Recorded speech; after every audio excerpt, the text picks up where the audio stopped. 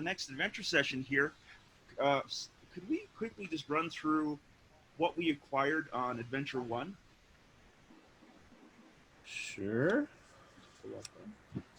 I have a list of that too. Okay, Tom, you want to roll through it? Sure. So every player got 2 gold pieces, five silver pieces, and then we had a group treasure.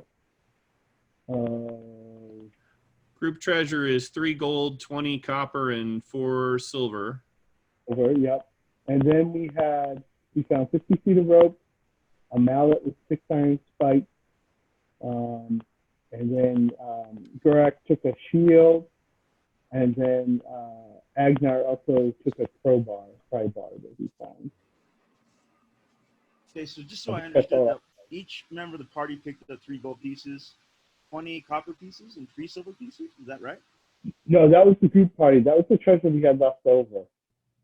Oh, so I mean that's that actual like haul that we have, not per player, correct? No. Yeah, the per player was 2 gold and 5 silver. Yeah, so each character got 2 gold and 5 silver. Okay. Yeah, you're sort of fighting rats and stuff and just getting going, so there wasn't a lot of major loot yet.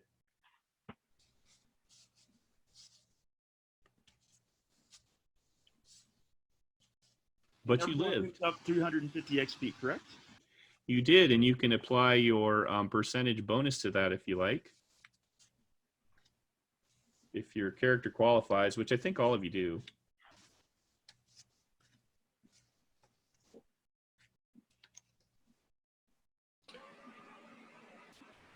So my half-elf, it looks like I get an extra language. What language should I take? It's up to you. You can speak Dwarvish or Orcish or Goblin or Halfling or... I think probably Orcish is what I'll go with. Okay. Take Orcish. Cool.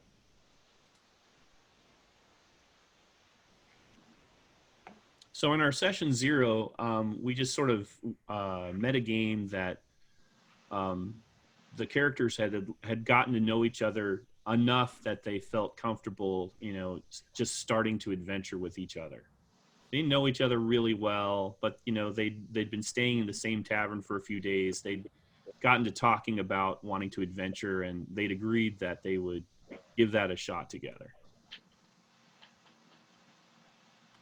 So we're going to do that again. It's been a couple days since your first Wyvern and Tom's character's first exploration.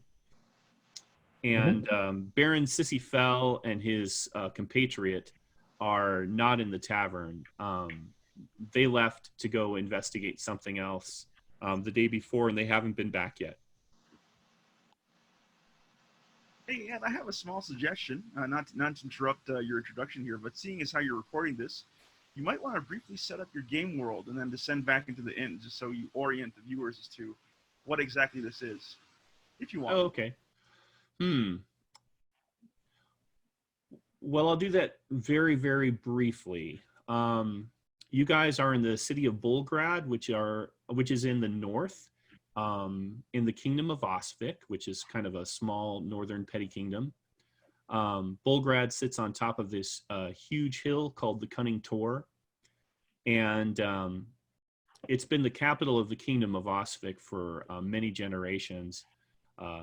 Hundreds of years ago, it was little more than a wood wall around a town full of huts and longhouses.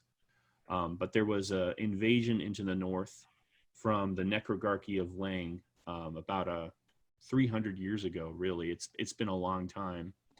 And at the end of that invasion, the commander of the Necrogarchy army, a guy named Pizarun Sin, razed the capital of Bulgrad to the ground and then used his resources to rebuild it after the fashion of southern cities, which have stone walls and more of what you would imagine a Middle Ages castle and keep and castle wards and stone buildings might look like, which is sort of atypical for this part of the world.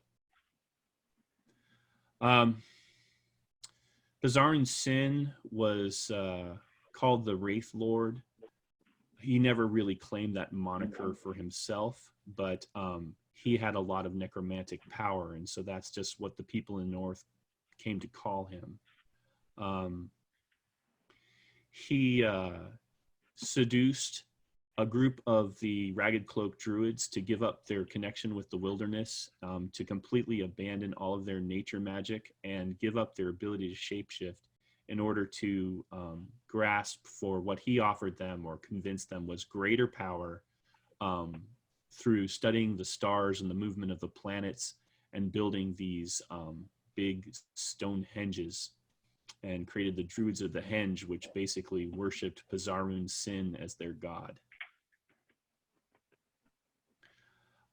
Pizarro's Sin was finally defeated at the Battle of the Spear Mark about 125 years ago by Queen Garrod Half-Elven and the Ragged Cloak Druids, what was left of them. And his body he was killed, and certain artifacts of his were captured and then hidden. So after that defeat, the Northmen returned to Volgrad and put it under siege for quite a while, and eventually knocked down enough of the walls and that sort of thing to come in here and recapture it and return to ruling their own kingdom here in Osvik. And that was about 3 generations ago. So the Northmen have been back in charge of Volgrad for since their grandfather's time.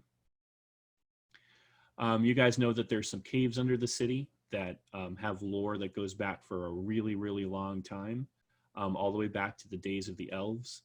And we went over that in a previous game session, but I don't want to spend, a half an hour talking here.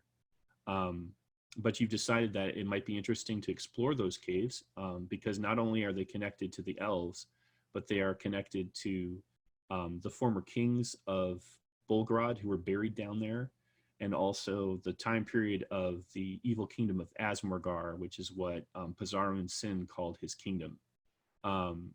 So really, who knows what could be down there?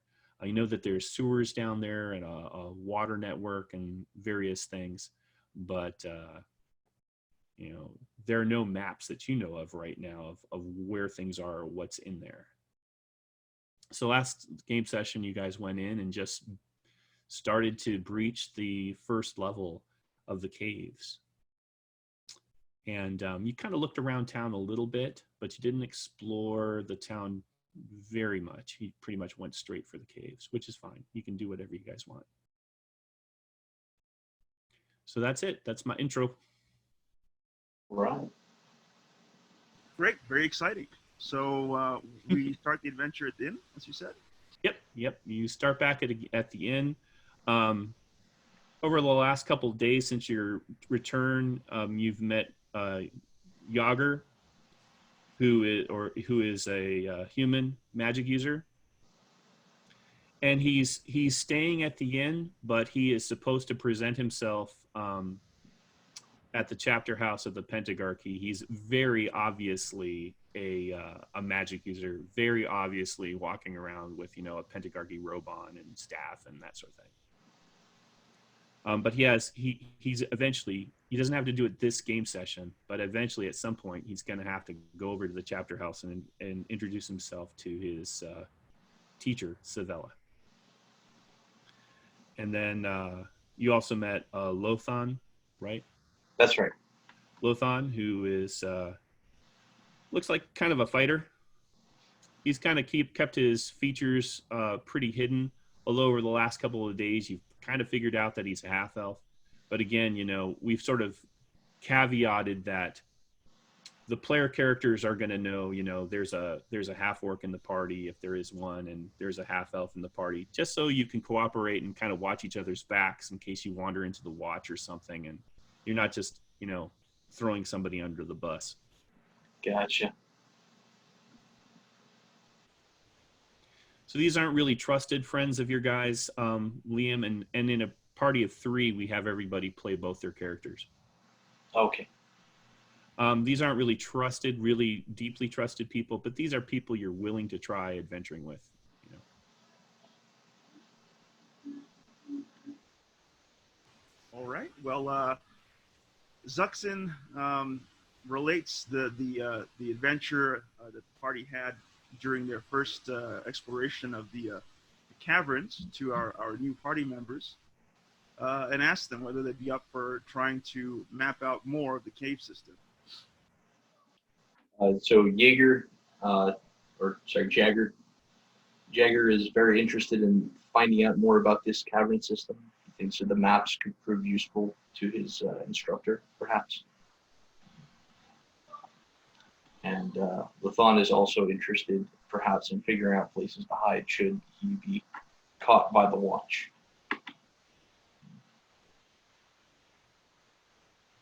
It seems reasonable. Tom? Tom, what about your guys? Are they interested in going back to the caves, or did you want to try to do something else? Or No, they're absolutely interested in the cave. I did remember that we did pick up 2 other things. We picked up those animal traps, and so I know that Gurk has one. So yeah, Guruk, you have one big toothy metal animal trap. And we also have one captive giant rat. You do. Well, you do have a captive giant rat, don't you? Your druid has that. correct. And so I cast animal friendship, so he's now my follower, just like Kip the dog. This is Templeton the rat. And his name's Templeton, right? Yep. No, he's going to replace your dog, or Well, I can have up to 2 hit dice. You said the dog is just 1 hit dice, right? right. Assuming the giant rat's less than 1. So Yeah, no problem. And your dog's name is Skip? Kip. Okay. All right, excellent. Garrock takes the opportunity to call over the innkeep, the cook, and asks her if she has any news that might be of use or of interest to the party.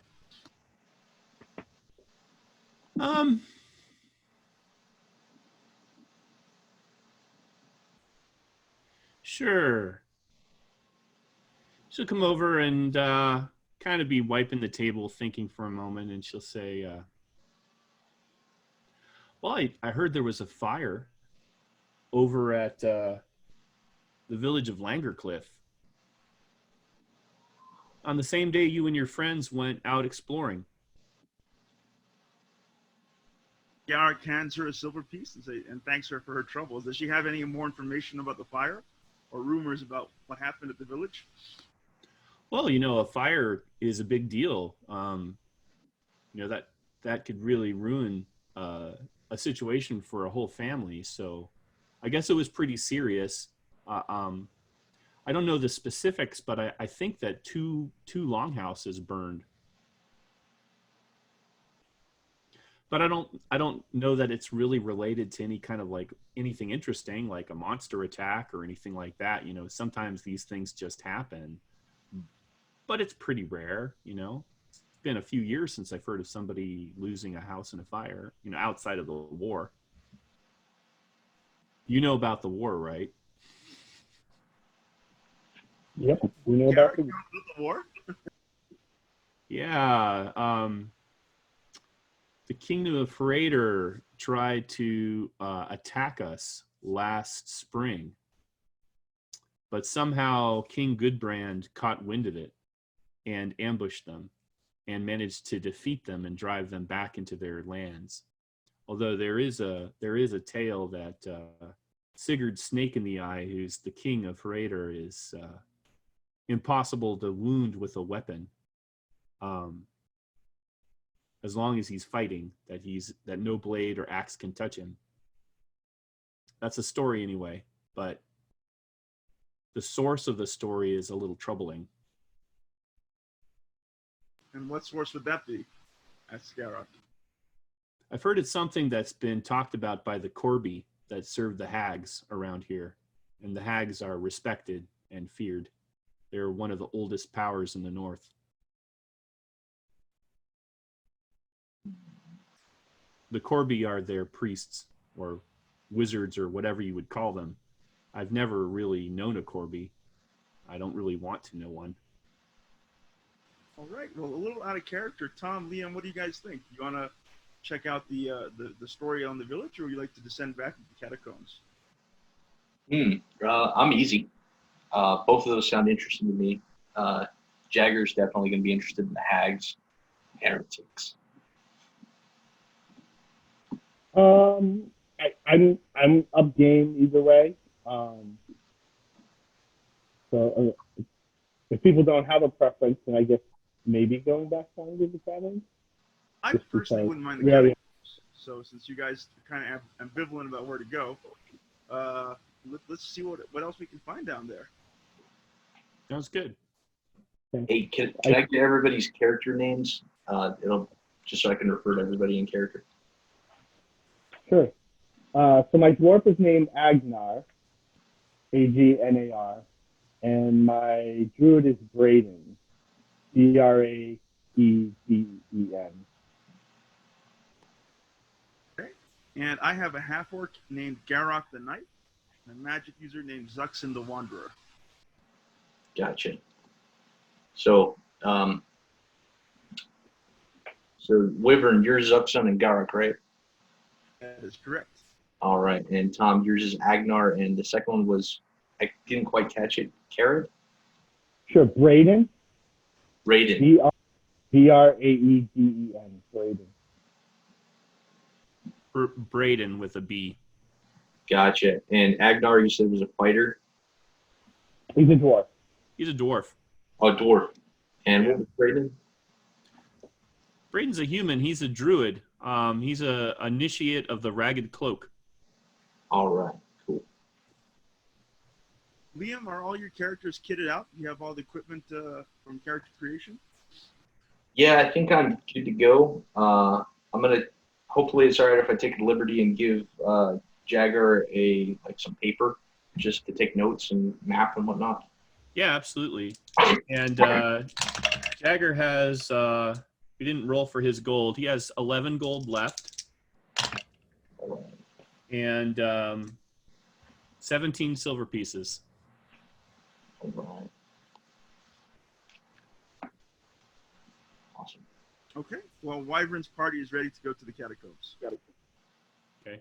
Oh, one thing we didn't go over in the session 0 is sort of a metagame mechanic of doing a West Marches game. And it's something that I'm just sort of trying out for a while. So in a typical West Marches game, what's been done in the past is there'll be a small starting village, which is considered a safe zone, and you'll not be attacked, and you cannot attack or do crime in the safe zone, okay?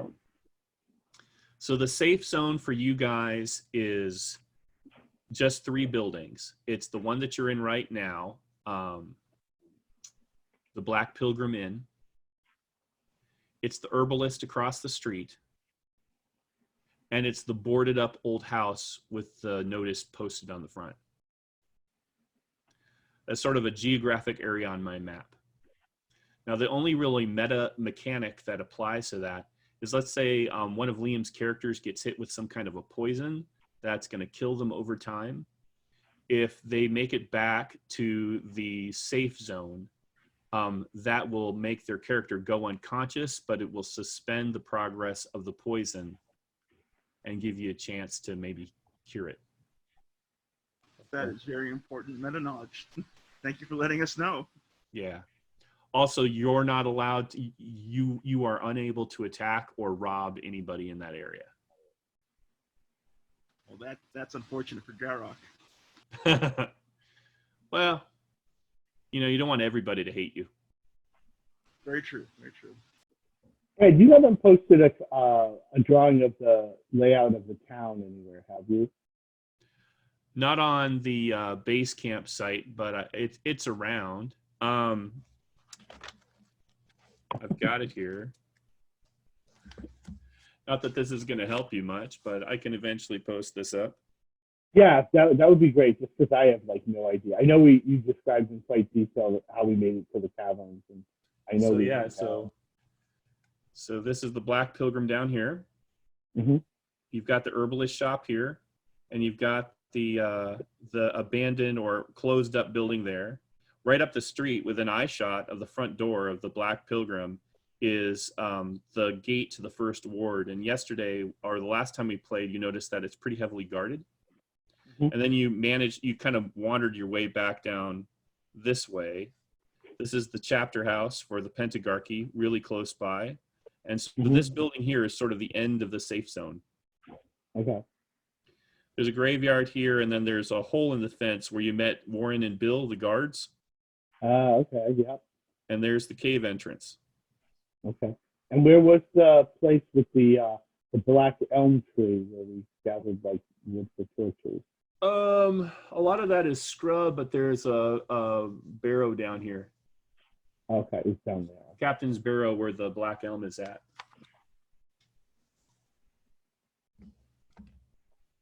Cool. So we didn't have much food when we did the first one. I mean, my character saw some goals. Can we buy some food and not have to play Dylan inflated pricing? You can drop 5 silver out of a gold piece, and give yourself basically a week's food. Okay. And then do we want to do anything about light? Because I think we ran out of torches, so we want to. You've used 2 torches, and I'll just throw those on Baron Sissy Fell because I'm that kind of a guy.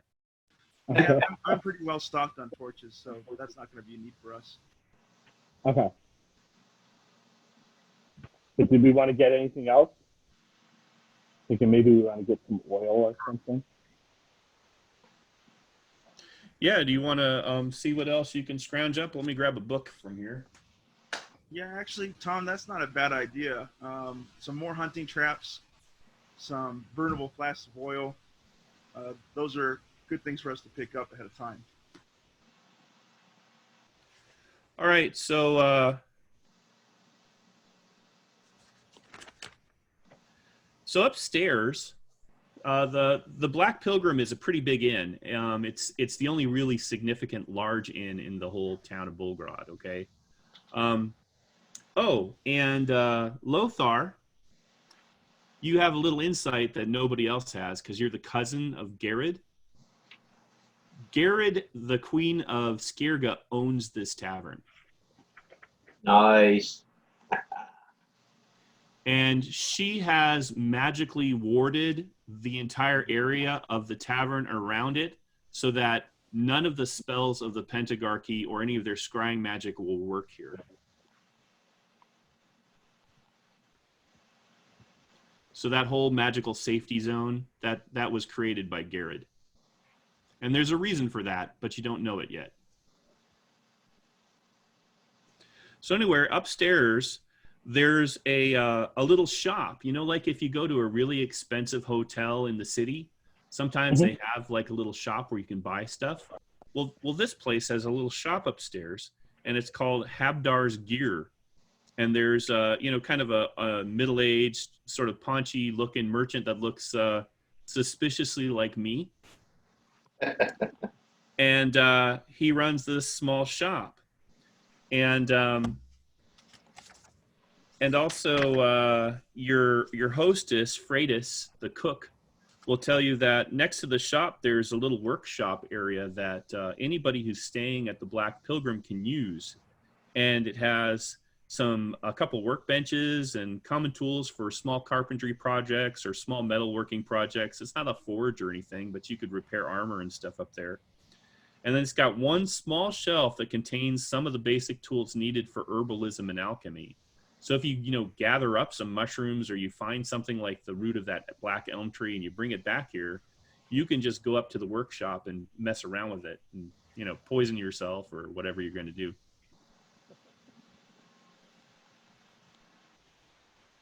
Okay. Well, Garak, check to see if they have any potential additional traps at the shop. Oh, no. We don't carry traps here. Let me tell you what we do have. Because it's a short list. Oh, okay. We have a couple suits of leather armor. I've got one set of chain armor, a couple of shields in case you need the replacements. I've got 2 crossbows and 4 sets of bolts. I've got a hand axe, some javelins, a mace, a regular sword, and some daggers. And then along with that, I've got some backpacks, iron spikes, a couple of 10-foot poles, some rations, some 50 feet of rope, some torches, and some tinder boxes. And that's what I got. All right. How much for the 10-foot pole? Garrick asks. 1 gold piece. He hands one the gold piece over. Oh, here you go. It's kind of a fancy one. You can kind of like screw it together. Otherwise, you can kind of take it into 3 pieces and stow it in your pack.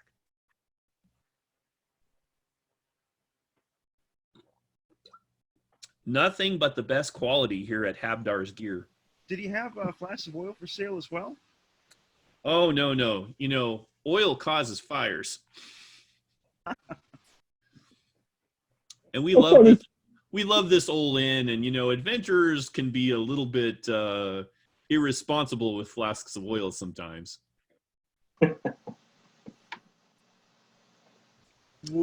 I'll tell you what, if you want to buy oil, though, you can make your way over to the Free Merchants Guild, which is over by the main city gate. You have to go through the town. And those are foreigners. They're from the Duchy of Rorgan, but they'll sell you oil. All right, Gary, thanks for the information. Sure. So I'm going to buy 2. So for each one of them, I want to buy a backpack and a tinderbox. Okay. I guess 4 more torches. All right. He'll sell those to you at just regular old Player's Handbook prices. Whatever it's listed as in the basic gear part of Old School Essentials. He just charges the basic prices. I'm all set then. So if you can't get me away. Oh, so we have 1 rope. Did anyone else want to buy a rope? Or... I guess I'll buy 1. Well, yeah, who has the rope? That's a good question. The druid has right now, he's just holding it on for everyone. He has the mallet, the 6 spikes, and the rope. It was all in his satchel, so it's just kind of all together. Right, okay. I think we can spread it out if you want. Yeah, I don't see the need to have 100-foot of rope just yet, so I think we're pretty good on rope. Some oil, though, for some, you know, specialized traps, that would be ideal. You know, Habdar says, you know, I have a little oil of my own, and you guys are new customers, and you seem like good sorts, and I take it you're going to go and make the city safer by clearing out some of the caves under the town. So I'll give you 2 flasks of oil as long as you promise that it's not going to wind up being thrown on anything within the city walls. You would never do something like that. Yeah, Garrett crosses his fingers and says, "I'll take those, good sir." Okay, he starts to hand them across to Garrick, but then makes a point of sliding them over to Garrick's friend. Zuxon chuckles and takes them from the merchant. Thank you, good sir. How much do I owe you for the flasks? Oh, that's my investment in the future of the city and your survival. Thank you kindly. Come back and spend gold here, and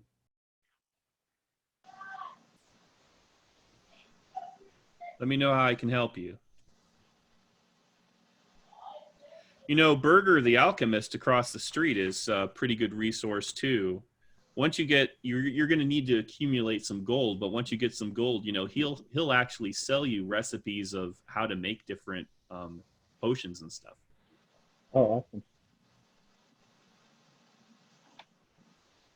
Okay, Wyvern's party is good to go. I think everybody's ready. He says, yeah, Yep. Good luck, you gentlemen.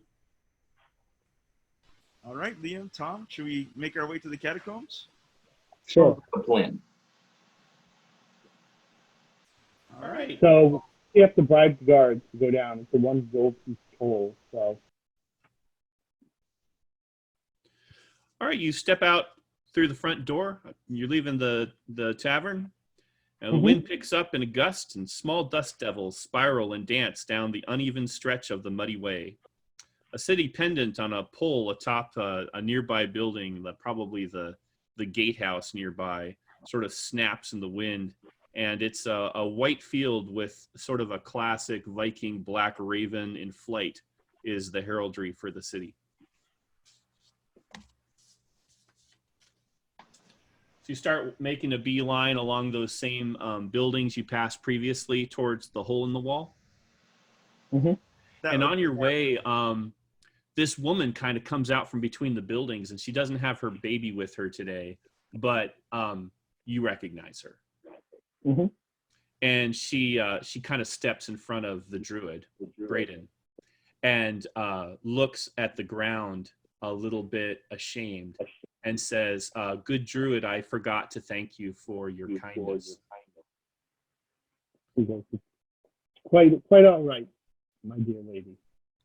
Well, you were very kind to me, and so I want to obey the tradition. And so she asks you to spin around a little bit.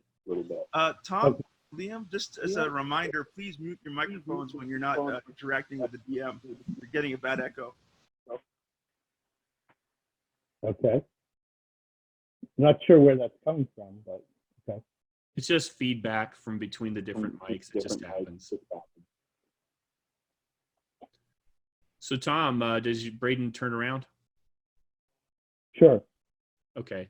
She pulls out a thimble and some needle and thread, and she tears off a little piece of her her dress, and she carefully sews it next to a few other scraps of cloth on the back of your cloak. And she says, bless you, druid.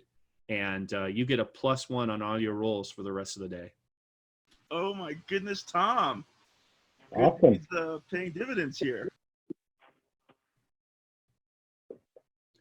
So that is a badge of your office. So if a peasant obeys the old law and they give you a piece of material like that, it blesses you. But over time, you literally get this big ragged cloak patchwork of thank yous from all the people that reflect on all of your good deeds.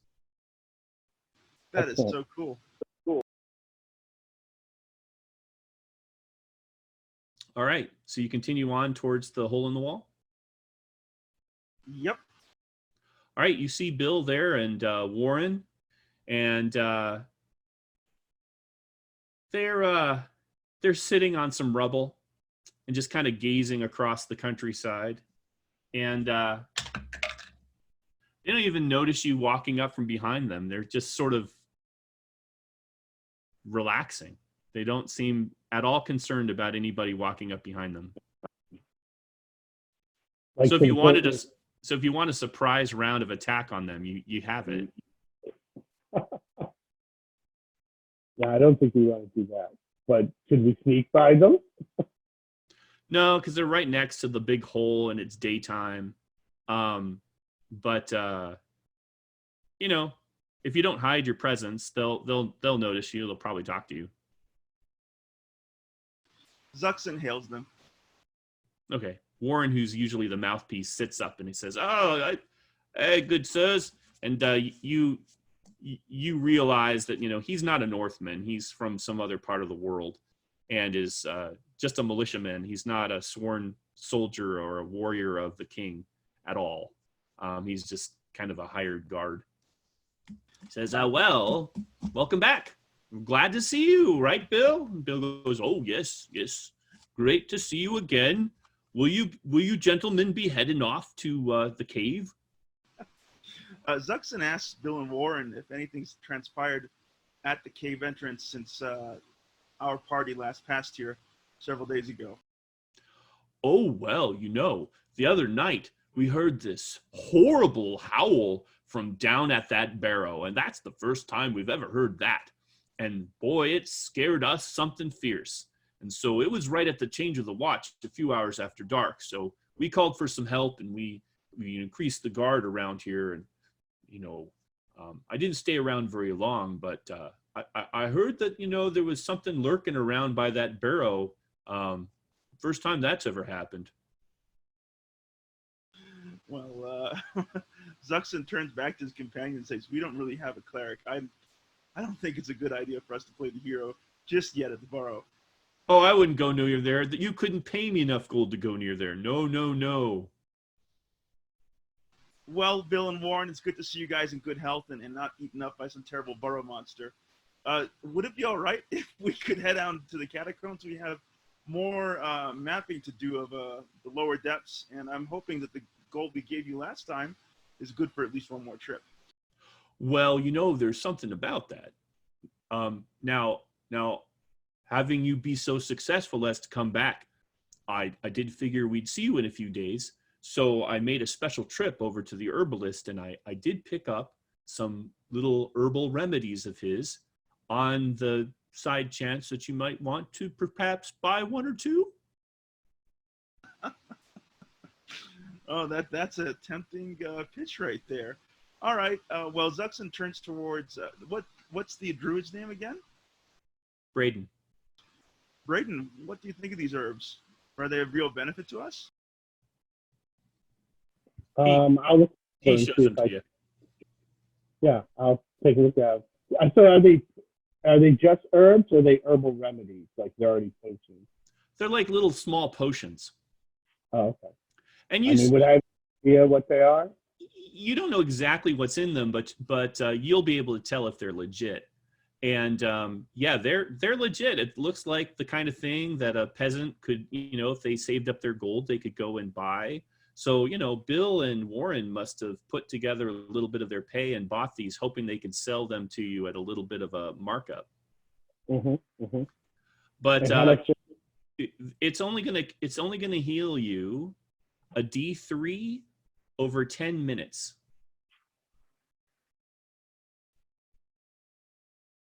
Oh, so you mean it takes longer to heal? Not that it only lasts 3 minutes and then you go back to your old stuff.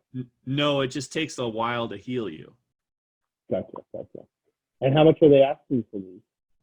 Oh, 5 gold pieces each. Oh, that's not bad. Now they'll go bad in a week. So you got to use them in the next week or they'll go bad. That's what the herbalist told me. Now there's more expensive ones. She knows how to make them so they'll last longer, but generally these just last a week.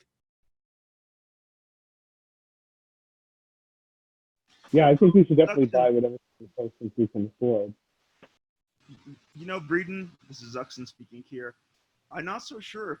5 gold for us at this point in our party's history is a small fortune. It wipes out, certainly it would wipe out my wealth. I would suggest that we proceed cautiously through the catacombs. If we have a hard encounter and we take some damage, then I'd suggest we simply retreat and recover. Rather than spending a fortune here, we go back to the Black Pilgrim and rest up there. What say you?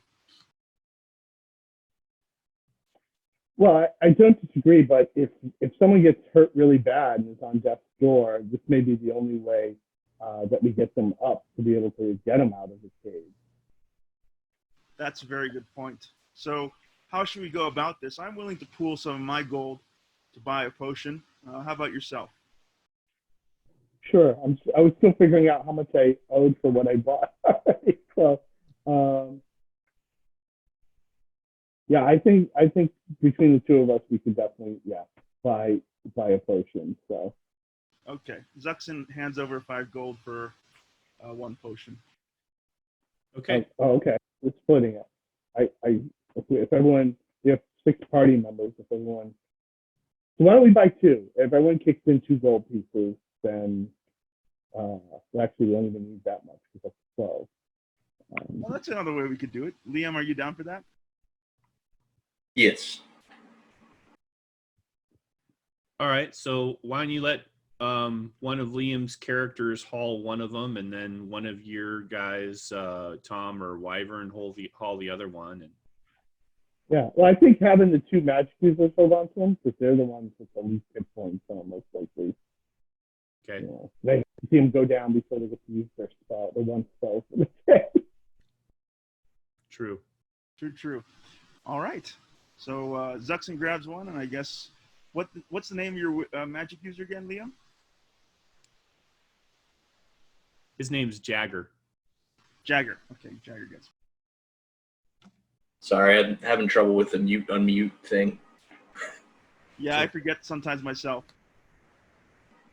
All right, so you guys walk down the hill through some pretty tall grass and find your way to where there's this narrow creek coming out of a cave entrance in the cliff just beneath the city wall. And you can see that there's the shattered remains of a skeletal human still laying there where you left him. And doesn't look like there are any. It doesn't look like anything's really obviously disturbed.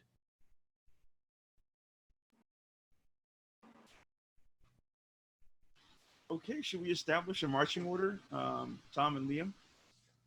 Yeah, absolutely. I think it works pretty well with having the Gurik and Agnar up front. So they can handle they have the best armor class in distance. Other than maybe Okay, so we have Agnar the dwarf, yeah. and Gurak the half orc up front. Yeah, I'll put Then Lathan in somewhere in the middle. All right, Jagger, you're going to be in the middle. Jagger should be in the middle too. Okay, so we'll have. What about the other wizard? Do you want both of the wizards in the middle? Yeah, Zuxon would like to take up a position just behind the fighters at the front. All right, Jagger, you're behind the dwarf, and Zuxon, you're behind the half orc. Is that okay? Yep. Cool. Okay, and then we're gonna have Lothar the half elf in the back, and then Braden. yeah, and Kip will be right in front of me. Okay. He'll be in between us and the match users. All right, you just carrying Templeton in your pocket. Yeah. Okay, Isn't Templeton huge? it's pretty big. Yeah, about half the size of the dog. Yeah, that's a giant pocket. Zuxon turns towards Braden and says, "From what I understand, Druid, you can speak to that huge rat you picked up on our last descent into the depths here. You don't think you could do some discreet scouting ahead for us?" I could try. The reason I was able to talk with him last time was because I cast Speak with Animals. So I can give some very basic commands, but I can't give any sort of complex information to him, and also he can't tell me exactly what he saw. So I can, have Kip do something. I have Speak with Animals. I'm not sure if we want to use it right now. What's the duration on that? Let me take a look. It's either going to be something horribly bad, like 10 minutes, or it's going to be like an hour. Probably.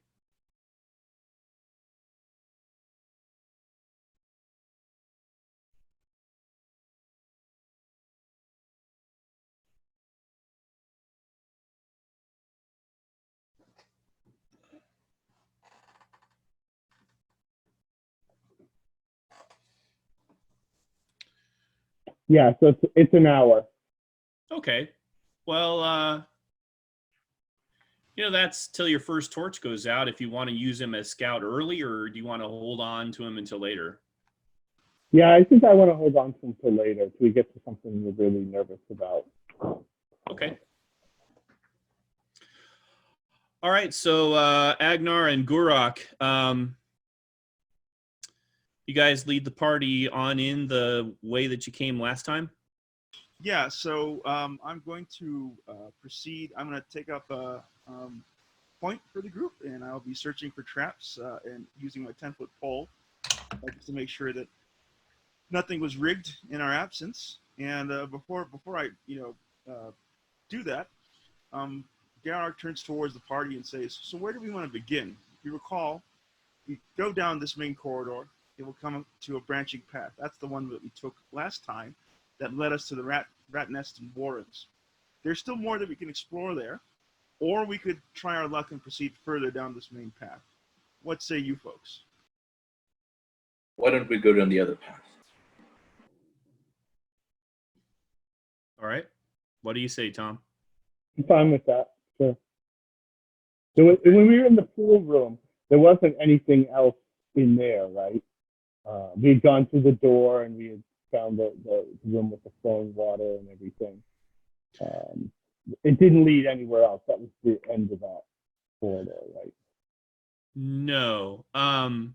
Basically, when you got through that door, that opened into a part of the sewer system under the city, and so that was a 20-foot wide, finished brick and stone sewer corridor with kind of a rounded ceiling that went to the left and to the right. And Templeton told you that if you kept following the sewer downstream to the right, that it's going to end in a room with a pool in it, and there's going to be a metal door in there. But that's all you know about that. You didn't actually go down there. And then, all right. Yeah, and then to the left, you didn't really ask Templeton much about that. You did ask him about the area where you saw those other rats waddling around back in the caves, and he told you there was a dead human skeleton in there, another nest of rats, and more of his buddies. Okay. Right. Zuxin says that based on what we know, I feel that we should continue to explore the side tunnel. The reason for my suggestion here is we know some of what the dangers lie in wait for us. We're just going to be facing more giant rats, which I believe this new group can handle. There's more uncertainty and danger down the main path for now. So you're saying stay in the caverns, not go into the sewer at all?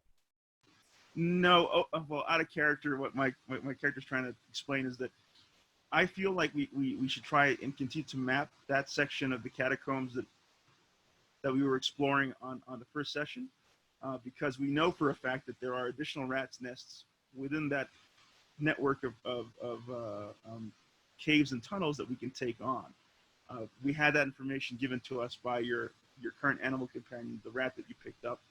And of course, there's that pool area we could still explore. That's fine. Yeah, you guys could do that. But the pool area is I'm getting it now, is we have to actually go into the sewer system to do that. So we have sort of three choices. We have stay on the main we could keep going down the main corridor rather than keep exploring the side one. We could just explore the side part, and that part we didn't explore where we know there's no rats. Or we could actually go further when we went past that room with the door and go into the sewer system and head either up and down that place. Pretty much. And since we're trying to secure, since we're trying to sort of clear areas of the cave to make it more easily explorable, Zuxin believes we should try and eliminate the remaining rat's nests, subdue them, so we take care of that danger as we explore the rest of the caverns. Makes sense. I'm fine with that. Okay. Is anyone mapping, just out of curiosity? Well, so I have my version of the previous map in front of me. Lee! You are Lee! Also Liam. Yeah. Oh my god. Thank you for that map, by the way. Please continue mapping for us. Okay, yeah, no worries. Liam, you're going to find that there's some errors on that map, but they'll be pretty obvious to you right away. I got the sense. And if you just map on a piece of regular paper, that's fine. It doesn't have to necessarily be graph paper. It's really up to you. Well, I think part of the fun for the DM is to see how the players interpret his description of the environment, right? As True. You said, so we're going to have pretty wonky maps compared to the one that you have in front of you, but it's what we understand from what you're describing. So I think that's a fun element to these old school adventures that you're running. Oh, yeah, for sure. Exploring is part of the whole thing. In fact, I don't really ask people to create character backgrounds because I kind of think of first, second, and third level as your character background. Very good point. So, Liam, since you have the map in front of you, why don't you take the lead in describing which corridors we're going down, just so you can keep up with the map yourself, okay? All right. So we've come in through the entryway, And you'll have to forgive me. I've been a little bit off track here because I've been trying to figure out the technology we're using. I've been having issues here in Tom, so I was trying to see if there's any way I could clear that up, but didn't really have much. Tom is very tough to hear. He often has a very muffled microphone for some reason. It's not just you. I have a hard time making out what Tom's saying myself. Yeah, but it sounds like there's a chamber that's opened up, and there's basically a path to the left or to the right. And the leftmost path, you guys think that there's probably rat dens down there.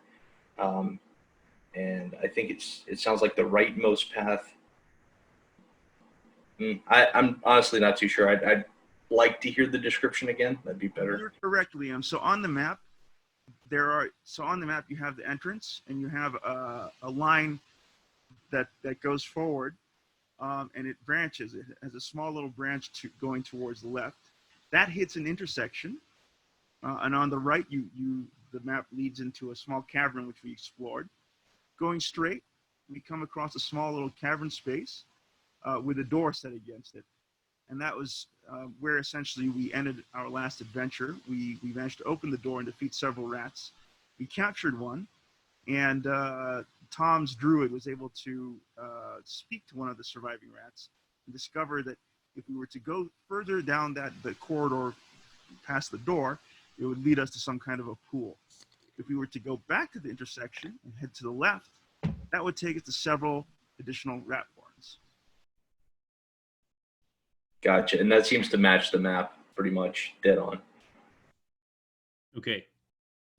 So I'll go ahead and describe to you guys as you come in, because there's going to be one or two changes to the setup.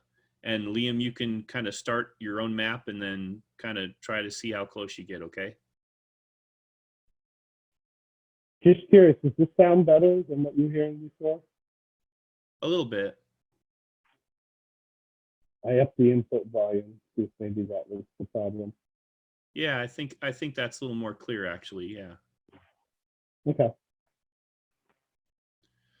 All right, so you guys enter the cave. The cave is 20 feet wide.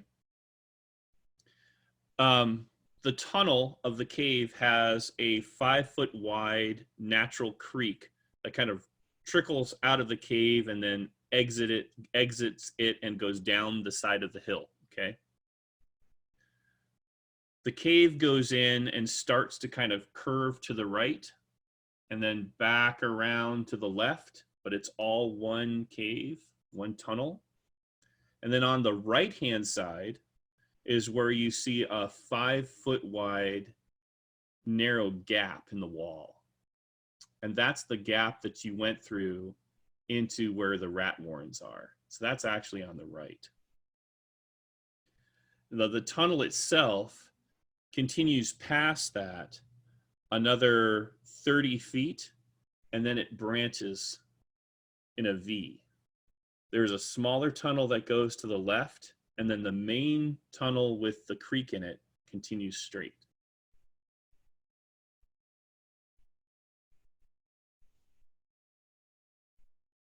You got that? Just remember, Liam, you're muted. Oh, sorry. Yeah, I think so. Okay. And so if you squeeze through to the right, you kind of look through the entrance, you don't see any activity. You do see a bunch of dead, kind of feasted upon and turned into not much left kind of bones. Like it looks like something has come out of the tunnels and eaten the dead rats that you left behind. So on the other side of the 5-foot opening, which only goes for about 10 feet, it opens up into a 10-foot wide intersection, all like, cave tunnels. To the right, there's a 10-foot wide tunnel that goes off to the single cave that you explored and you finished. Straight ahead, it goes for about 50 feet and then opens up to a kind of a narrow cave with a door on the other side, and that's where the entrance to the sewers is. And then if you follow the left tunnel, there's Templeton told you there's a couple of small caves connected together in a row back that way, and that there's more rats and a rat nest and a dead body back there. So that's where you guys are at. You're right outside that 5-foot entrance. Okay, well, that's our target. These caves leading to the possible additional rat warrens. Okay. Dun dun dun. Dungeon Journal.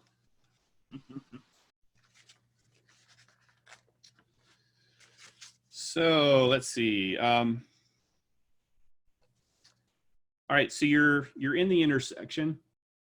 You've gone through the 5-foot hole, and your whole party is sort of in that gathered together in that 10-foot intersection, facing to the leftmost tunnel. And looking into that tunnel, you see that there's a small cave up ahead, has a floor of damp clay and gravel, and it continues to the northeast. And you killed the rats that had originally been in there. They tried to jump you guys when you came through the 5-foot hole. Okay. Zuxin turns towards Breeden and whispers to him, I think now would be a good time to engage the services of your rat companion to figure out just what dangers may lie in wait for us further down amongst the additional warrens. What do you think, Breeden? I think that we can handle giant rats just fine. I'm not too worried about that. I'd like to hold on to my spell to we say something maybe a little bit scarier than that. Very well. All right, does somebody want to scout through that cave and see what they can see up ahead, or do you just want the party to advance? I want the party to, well, DM Wyvern would like the party to advance. Yeah, the dwarf's all set to go. Okay. All right, so the dwarf and Garak move forward, and everybody sort of follows them.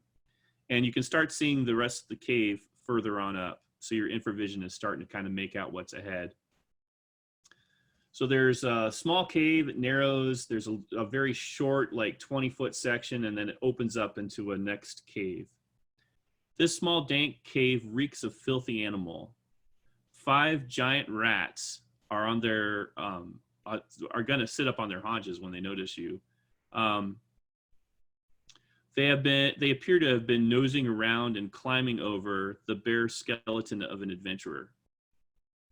The dead adventurer lies face down in the clay. One hand clutches a sword and the other a dented round shield. Okay, so let's go ahead and Roll initiative. How far are we from them? You aren't surprised, but I'm going to roll surprise for the rats.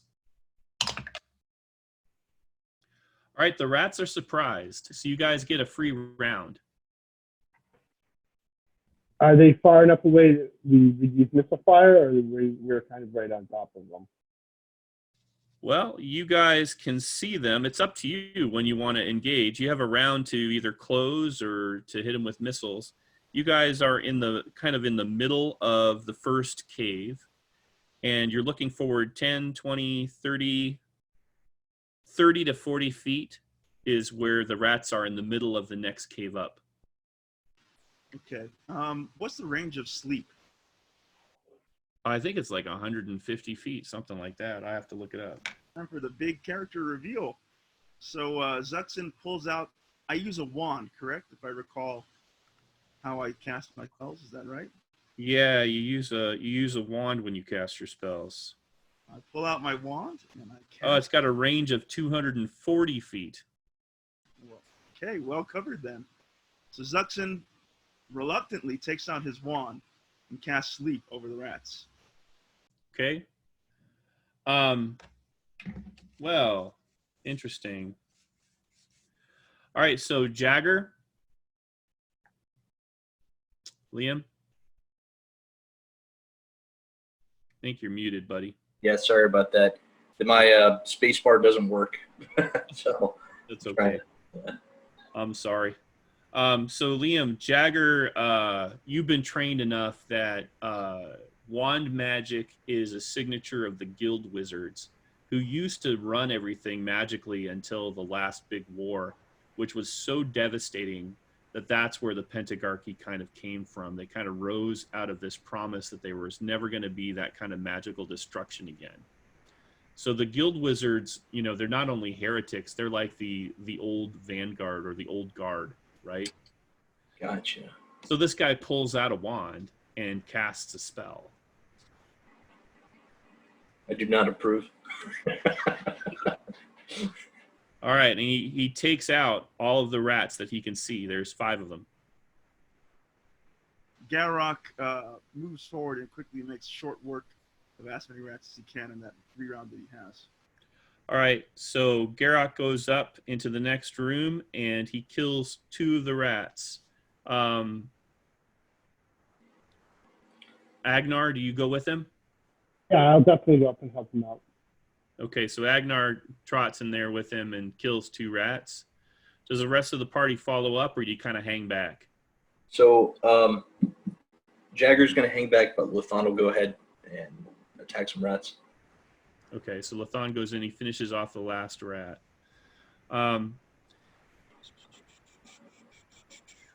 Okay, when you entered that cave, right away, Gorak, your hackles rise on the back of your neck because you hear an unusual noise coming from the cave up ahead. It almost sounds like a soft moaning noise. Yeah, I immediately wave my hand for the party to quiet down, and I hiss, "Something is up ahead. Can you hear that?"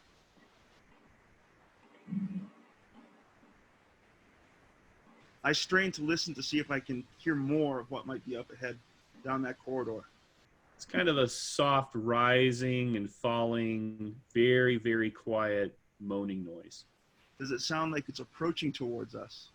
No, it just seems like it's in the next cave up. Okay. There's a little bit of a bend in the connecting tunnel, so you can't really see clearly into that cave. Okay. So we dispatched all the rats, correct, Ed? Right. And the dead skeleton is against the what would be your left wall. So if you're walking into the cave, kind of to your left, none of you has gotten within 10 feet of that body yet. What do you want to do? Garrock remembers his surprise during his last search of the rats' nests.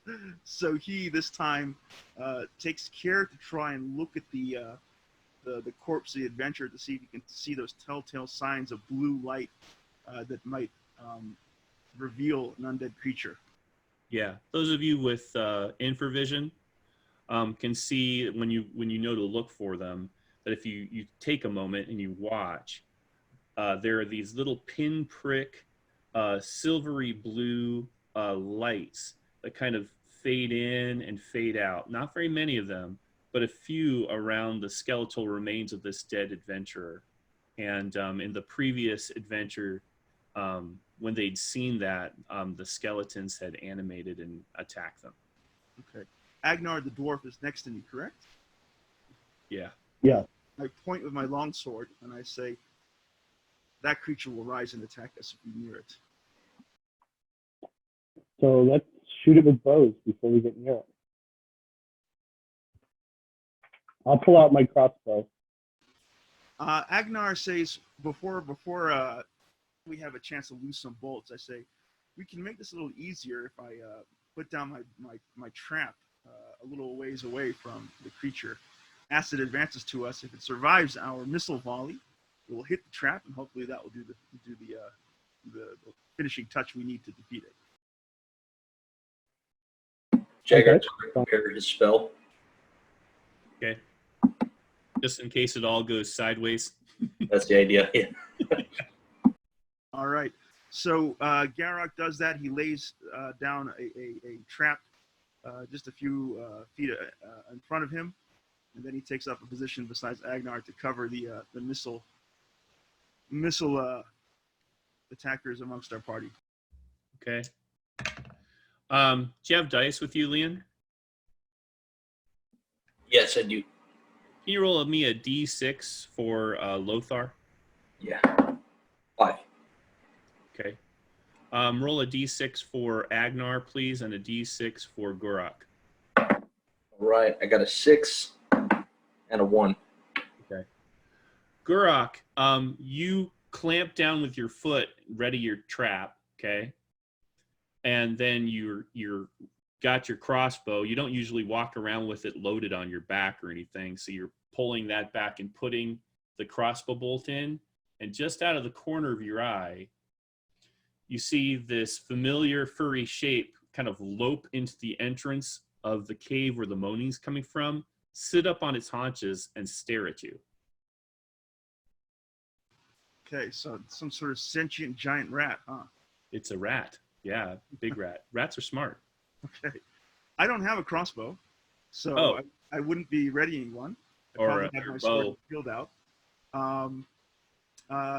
So just so I understand how this works, I have Agnar next to me, and then behind us we have the half elf, and the 2 wizards and the druid. Correct? Right. Okay. I move away from the dwarf to get myself in front of the magic users in the party, just in case something comes down from that corridor. Okay. Roll initiative. Let's see, Wyvern, you got a d6 today? I have everything today. Awesome. I'm going to have you roll a d6 initiative for the party. I roll a 6. Okay, that's a good roll. You guys will be able to go. You guys will be able to go first, and typically I just go around. Each player does both of their character actions, and we just kind of go around the table. Okay.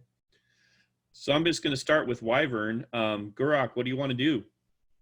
All right, so we're rolling initiative. Has the skeleton arisen in the corner? No. All right.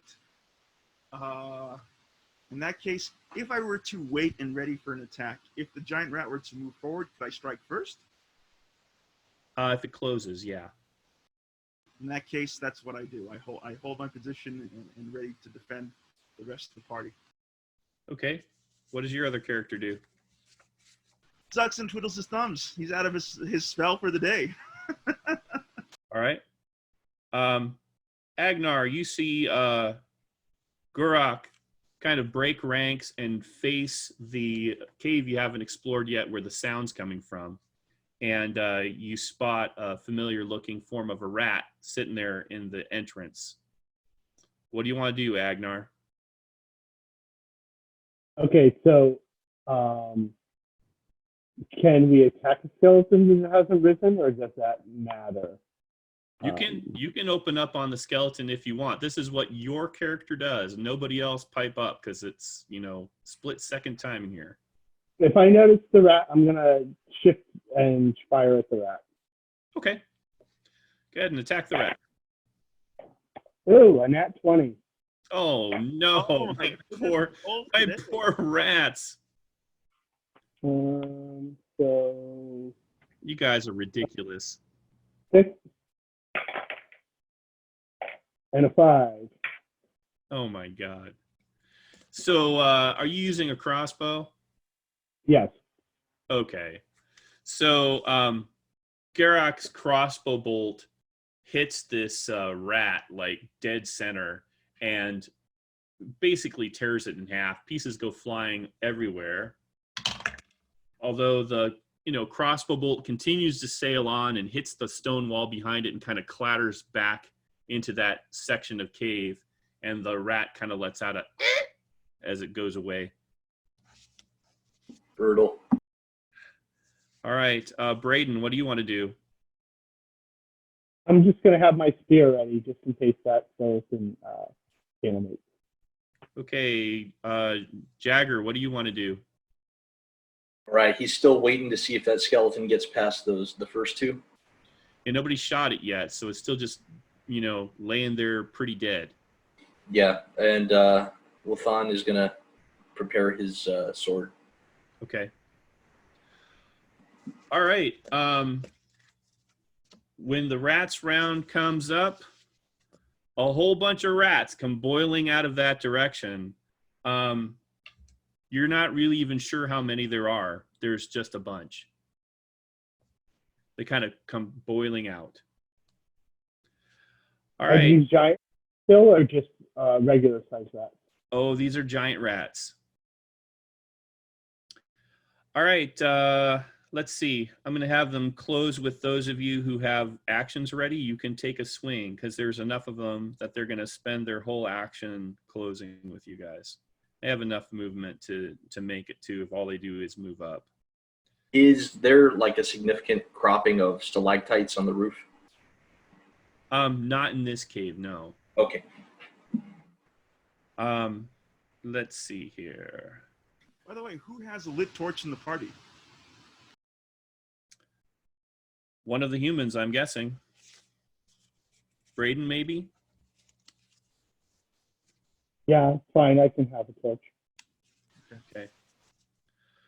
All right, so Lothon, 2 rats run up to you, bent on chewing at you. You're going to get a free attack on one because you're ready. All right. So 17. That's a hit. All right. And it's 1d6 plus 1. Yep. 2.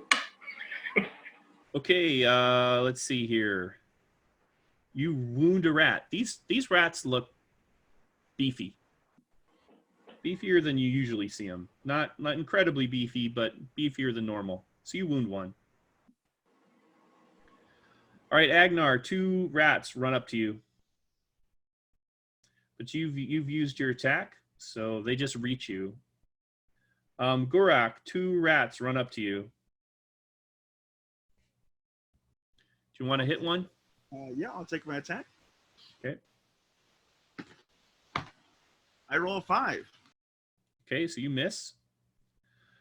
There are 5 other rats that will not be able to close with anybody. They're sort of back behind in a group, but next combat round, they will use their actions to circle around and get back amongst the wizards if they live that long, okay? Does anybody want to take a saved action before we roll initiative for the next combat round? Well, could we have a little bit of an out-of-character moment? That's possible between the party? Sure. Okay, guys. This is not the sort of scenario we were looking for in terms of combat. What do we... I personally think this fight's going to go a lot harder if we try and stand our ground and fight it out. You know, there's not enough melee characters to cover our magic users, and we basically don't have any area effect control spells left, having expended my cast of sleep for the day. I think we can find a choke point. Yeah, I have a suggestion. I was thinking we go for the door. Which door? The middle door. Where is that located? So if we back out of this cave, assuming my map is right, and it probably isn't, we back out of this cave and then we go to the right, I guess. Yeah, if you go what would have been straight in that intersection, there is a door. That is an oak door, but you could go through that and pull it closed behind you, provided you don't run into anything else. That's a great suggestion. However, my concern is whether we'll be able to outrun the rats. What's our character's movement per feet, Ed? Depends on what kind of armor you're wearing. Let me find my notes here. All right, Maybe so if you are wearing... let me just flip to that. I have that written up here somewhere. All right, if you're wearing no armor, then I believe you're at 120-40. If you're wearing leather armor or quilted, you're at the next one down. Let me just look that up really quick. what I'm thinking is have the magic users run behind, and then you could spread oil in front of you to try to hold off the rats. Yeah. Or some of us who are well armored. I mean, if we're going to run away from giant rats, we're not going to get anywhere in dungeons. So that's what we do. Yeah. The light armor people who are in leather or chain can go 90 out of combat and 30 feet in combat. And anybody in plate is going 60, 20. So the unarmed people can run 40 feet a combat round, basically, is a basic movement rate. So if we were to try and retreat back to that door, Liam, the melee fighters would be overwhelmed by weight of numbers. We wouldn't be able to reach the magic users. Unarmored characters would be able to reach that door, but they would have lost their tanks along the way. The corridor immediately behind us, Ed, how big is that again? 10 feet. Okay. If the corridor behind us is 10 feet, 2 characters can effectively block off that passageway and hold that passageway against the rats. So my suggestion here is we retreat down that corridor. We have 2 of our sturdiest fighters hold the entrance of that corridor while the rest of the party tries to make themselves useful. Obviously, Tom's suggestion of using the flask of oil to set up a wall of fire that can cook the rats incoming to us would be a welcome strategy here. But I think it relies upon us getting to that corridor, setting up that tank wall, and then throwing down that flask of oil. Also, if we set off the skeleton, is it more likely to attack us or the rats?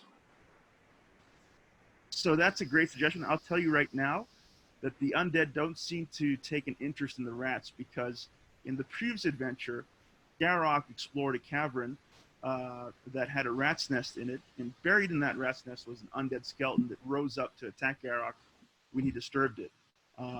If these undead creatures were to actually attack the wildlife of the caves, they would have long ago had a battle against the rats in that cavern. Makes sense. They like killing you guys. I will tell you that movement in melee, under the rules, it says that you can do a fighting withdrawal, but you move backwards at half your movement rate. It is 30 feet to the 10-foot wide juncture corridor. So fighting backwards at a movement rate of 15 feet for a combat round, it's going to take you 2 combat rounds if you go 3 abreast to get back to the point where you can do 2 or 3 abreast and actually have that going on. Just so you know, you can start in that direction, and the wizards definitely could run into that more narrow area if they want to. But that just so you know, if you do a full run for it, you can't attack, and opponents gain +2 bonus to hit, and they ignore your shield AC. Okay, so that's a clear sort of situation of risk and reward. If we were to do a fighting withdrawal, we couldn't set up that blockade that we want to do. We wouldn't have movement, time to do it. The rats would still get around us and to the magic users. Certainly, I think Agnar and Garrock are tanky enough to attempt a full retreat. I don't know what's the half elf's AC, Liam? He's got chain and shield, so yeah, 15. Yeah, that's pretty good. So what do you think, Tom? You think we should try and do a full retreat, get the fighters to set up that blockade, get the magic users behind them to hold, because that is a boatload of rats and they will overwhelm us if we're not careful. Yep. Yeah, but I mean, if we do a fighting withdrawal, I mean, the corridor's no more wider here than it is if we get to the intersection. It's still 10 feet. So we could be backing up. Ed, how many would it take, did you say, to block the 10-foot corridor to kind of hold the rats back? Well, you guys are actually have entered the cave. So you're in like a 30-foot wide cave area with a skeleton keeping you from going up against that left wall very far. So I don't know what rules you use, Ed. Hold on one second, Tom. I don't know what rules you use, Ed, but if we're using sort of classic Dungeons and Dragons rules when it comes to combat, each character roughly takes up a 5-foot space, correct? Well, yeah, but then there's also the area around them for swinging what kind of weapon they have. But Right, Yeah, but it's if we pretty were to have two abstract. characters within that corridor, that would effectively kind of seal it off and prevent the rats from getting past them, correct? Until they're defeated in combat. Yeah, yeah. Okay. So Yeah, I didn't realize we were 30 feet into the cave. I didn't realize we were that far. So. You went into the cave. You slept the rats that were in the cave, and then you went into the cave to dispatch the rats. all right, Yeah. Tom. So what do you think? You think that's a good plan? Should we try that? It would mean attacks of opportunity on our characters. Retreat if we're in the middle of a big cave, because you're right, they're just going to go around us. So, so if we run, Ed's telling us right, it's only going to take us one round to get back to the corridor entrance. Yeah, that'll be your next action, is to run for it and to form up in the narrow area where you can kind of control the flow of the monsters. And it's just going to kind of depend on whether you win initiative or not, how things are going to roll, really. I say Right, we should because take the risk. we get there first. I think best case scenario, you run for it. You don't get to attack that round with your initiative. But, you are going to probably take a couple of attacks. Sure. Now, are we closer to the corridor we came out of, or the cave entrance where the rats came out of? You're closer to the corridor that you came out of. Okay, then Wyvern's plan makes total sense. We should do that. Okay. Okay. All right. I guess that's the game plan we're going to try and implement. So I guess if Zuxon has a round left, he retreats back down the corridor we came from. Okay. So what we're going to do is, so Zuxon runs for it. Who else has an action? Jagger, do you run for that back corridor with your action? Yeah. Oh, yeah. Okay, so Zuxon and Jagger are kind of in that corridor. All right, let's go ahead and roll initiative. This is a big one. Does anybody want to volunteer? I guess I could go ahead, but no guarantees for good rolls. All right, good luck, Wyvern. 2. Okay, you did not win initiative. The rats are going to go. For future reference, do we use a D6 or D20 for initiative? Just a D6. Gotcha. Ties go to the party. All right, Lothon, you wounded one rat, but they still both get to try to take bites out of you. Yeah. That's me being a giant rat. Your armor class is 15, right? That's right. Dang it.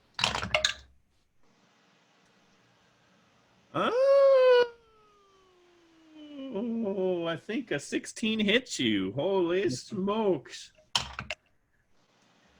You take 1 point of damage, Lothon, but you need to make a saving throw against, let's see, against D, the easiest one. I matched with 12. Okay, you're fine. You think you're okay. All right. All right, where the disease kills you off anyway. Here comes 2 at Agnar. Agnar, what's your armor class? It is, well, I had a crossbow in hand, so it's up to a 4. Okay. Natty 20. That just for sure hits you, but you don't take double damage. It just means you're hit. You take 2 points of damage, and you need to make a saving throw against D.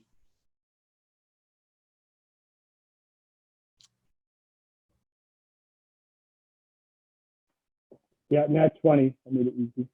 Awesome. You're a dwarf. Woo! I love the dwarves. All right, Gurok, what's your armor class there, friend?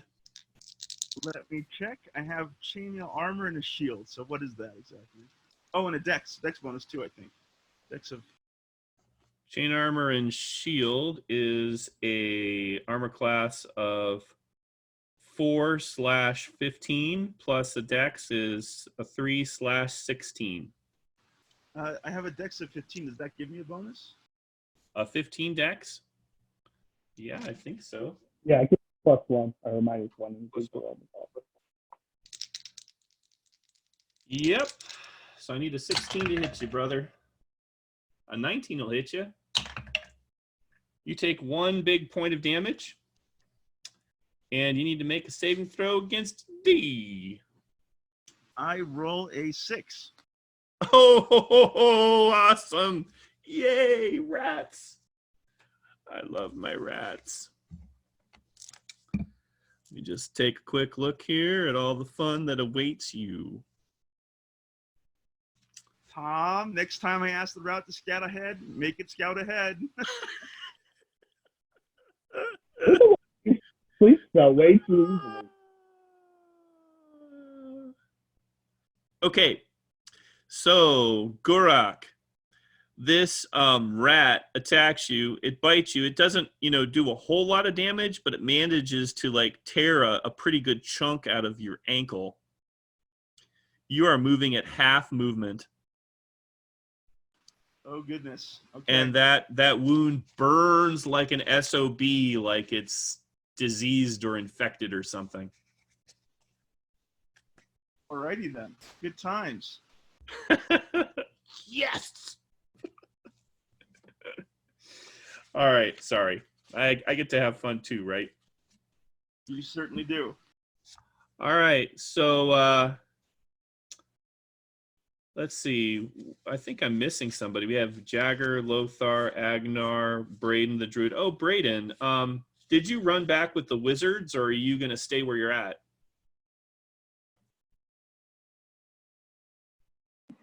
Sorry, head's on mute. What I want to do is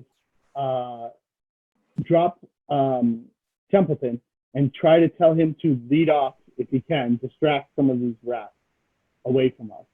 I don't know if he can understand that or not. But otherwise, I'm going to stay there. And also, I'm going to tell Kip to attack. So. Okay, roll for Kip.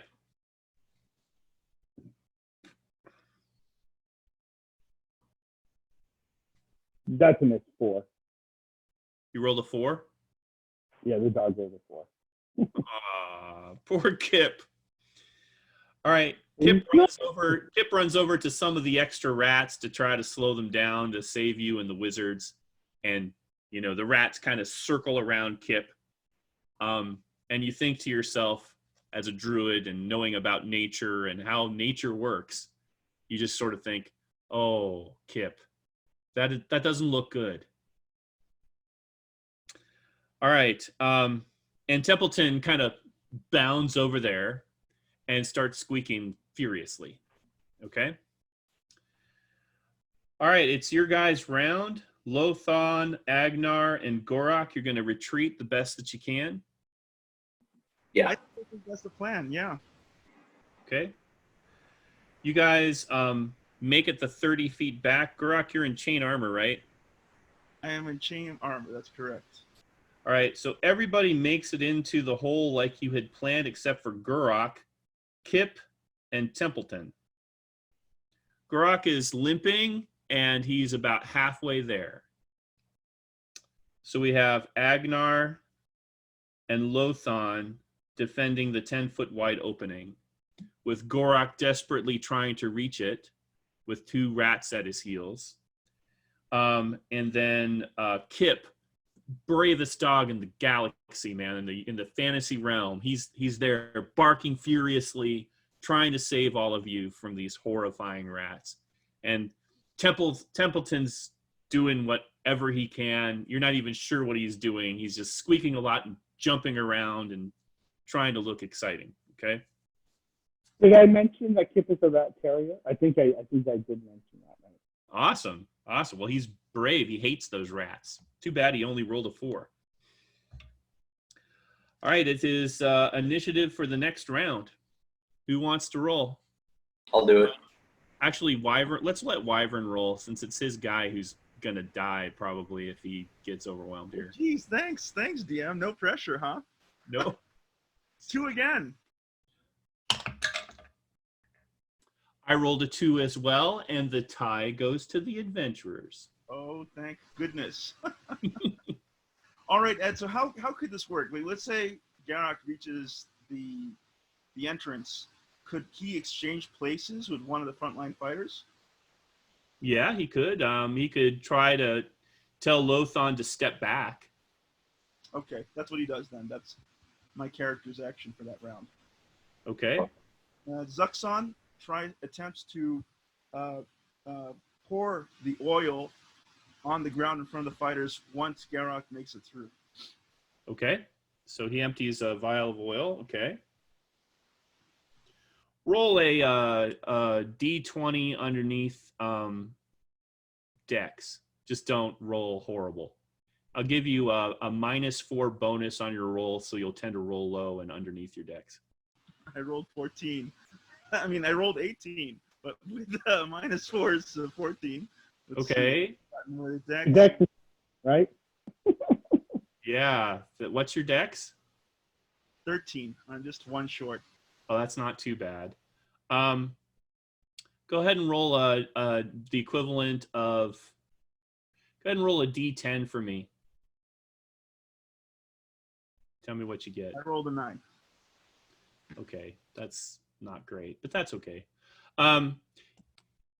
You spread it out as you planned, but you managed to get some of it all over your hands and sort of onto the front of your robes.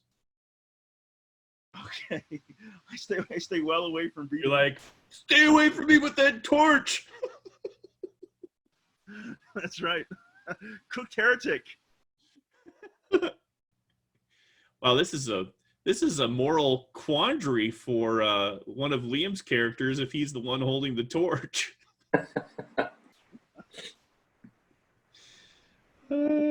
Okay, that's awesome. We Hey, haven't had a moment to talk about that, the two characters. It's just been full on since we entered that cave entrance. Braden, do you want to have Kip attack? He's still alive? Yes, it's your initiative. You won initiative, so. No, I'll have him retreat through the line if I can, if it's possible. Yeah. Yeah, so I'll call him back. I'll whistle to him and have him come back.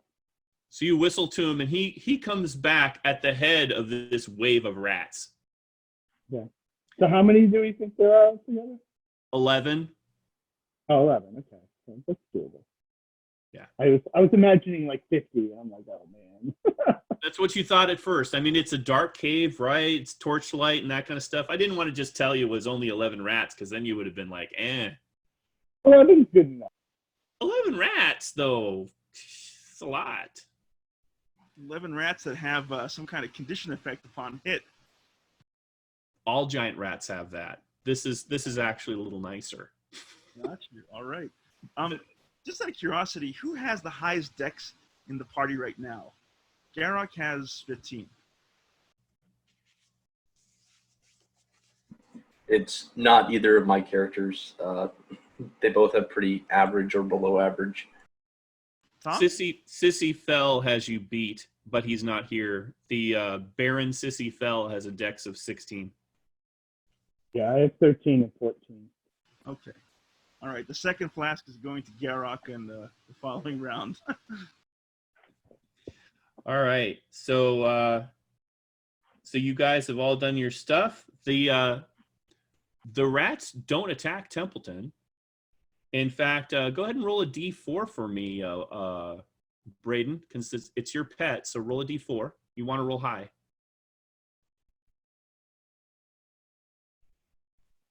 2. All right.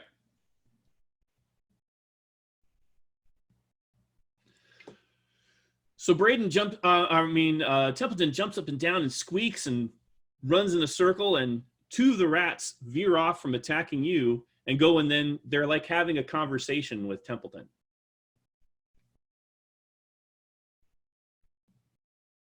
That's very odd. So they're not attacking you right now, okay? All right, so the rats will close. The front characters will have 2 on each of them. Even if you back, the rats are small enough that even if you back up into a corner, they're sort of between the size of a cat and a dog. They can fit 2 in a 5-foot square, basically. So even if you scoot back, you're still going to have 2 of them that can get at you. All right, and it is the next combat round. Oh wait, nope. Oh, you guys won that. You guys won that round, right? We did. So then they Correct. closed. They closed with their full movement, and now we're back in melee. And you just basically have. We finished the round. You guys have 2 rats on Agnar and Gurok in the front, and then let's see, that's 11, 10, 9. So there's 4 in the front and then 5 behind them, and then 2 off just hanging out with Templeton over there. Okay. All right, so it's initiative for the next round. Let's have somebody else roll for the party. Tom, or Liam, you want to roll for the party? Yeah, I got it. 1. Awesome. Good rolls, man. Good rolls. I rolled a 4. Okay, Agnar, your armor class is like a 16. Yeah, I would have dropped, at this point I'm dropping my crossbow and pulling out my shield and my sword. So if I don't have time, it's 16. If I do, it goes to 17. Okay.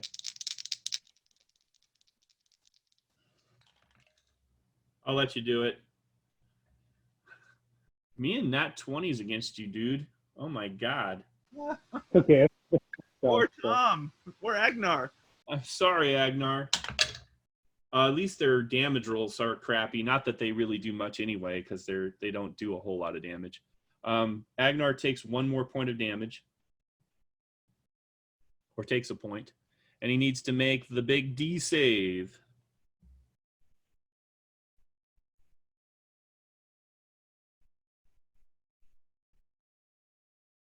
Oh, you're muted, Tom.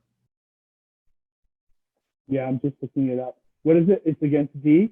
Yeah. Oh, I just made it. 8. Awesome. You're a rock star. All right, you're fine. You just take 1 point. Okay, and then this is against Gurok. Gurok, the mighty half-orc. Fighter. And your armor class is like 15 or 16, right? Ed, Garok is behind the fighters. Oh, no, you told Lothar to step back. You took his place. Oh, no, I thought we were going to switch up. No, your last thing he's told to me is that you were going to move up to where the fighters were at, and you were going to tell one of the fighters to step back and take his place.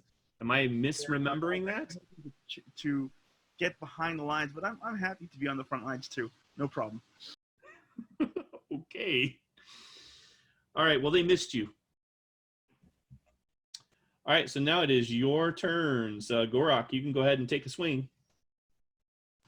No. So what Garok does is he lights the torch and throws it on the ground against the rats. Oh, awesome. Roll a d20 for me and just don't roll a 1. Good. I roll 3. All right. So let's see here. It's your character, right? Zaxxon, who's got oil on him.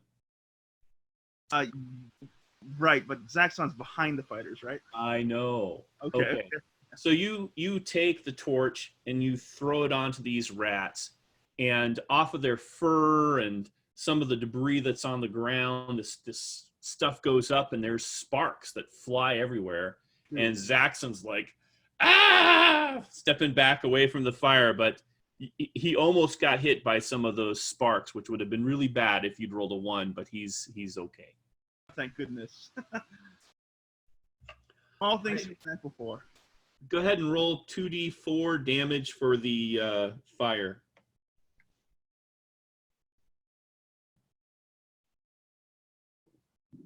Wyvern, you can roll since you lit it on fire. That'd be 7 points of damage. Okay, you kill all the rats in the front. Um, You kill 2 of the rats behind them. And let me roll something here. it looks like the other three rats look like they don't like the fire. They don't like fire in general. It looks like they are going to run for it.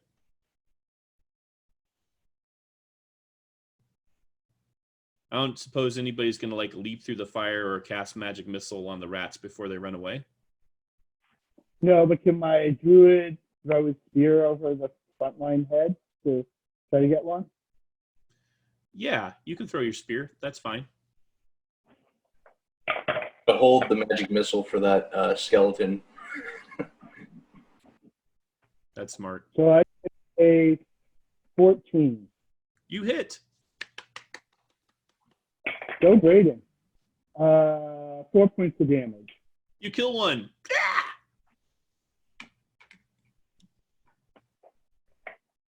All right, so if there's nothing else. Well, Liam, honestly, I would suggest that you use that magic missile if you have the chance. That's just my suggestion to you. I suspect that we're going to have to... How many rats are left, Ed? There's 2 talking to Templeton and 2 that are running for it. Well, yeah, it's debatable. I mean, I guess you could hold on to that magic missile if we're really keen on taking on that skeleton. It's up to you, Liam. Well, I'm gonna hold it in reserve for now. Yeah. That sounds good. All right, so the last 2 rats run for it. They make it all the way back across the cave to where the tunnel goes around the corner into the next adjoining cave where the moaning was coming from and where they all sort of came out of.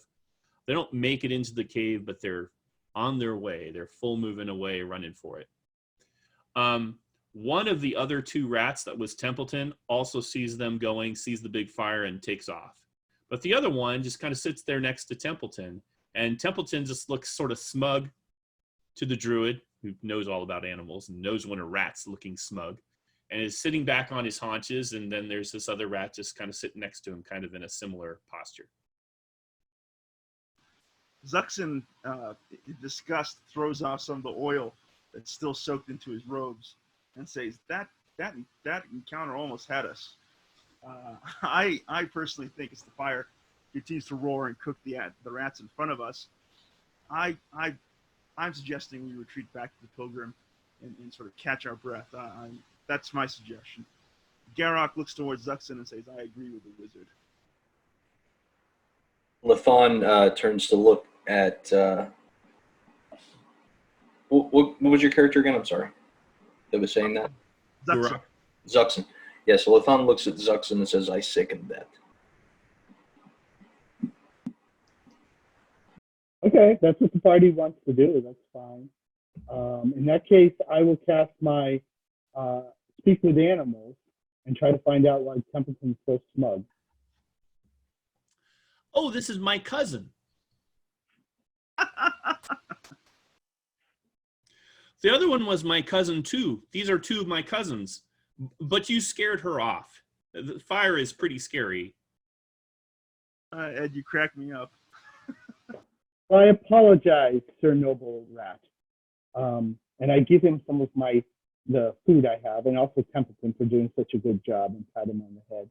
And I said, we certainly didn't mean to enrage all your family about this. So, Oh, they're not my relatives, he says. I don't care if you kill them. But I love my cousins, I don't want them to be really hurt, but they'll listen to me. My cousins will listen to me. I have a lot more cousins in here somewhere. I just don't know exactly where. Well, again, I thank Templeton and also Kip. I give him a doggy treat for doing such a good job. Okay. He says, can my cousin come with us?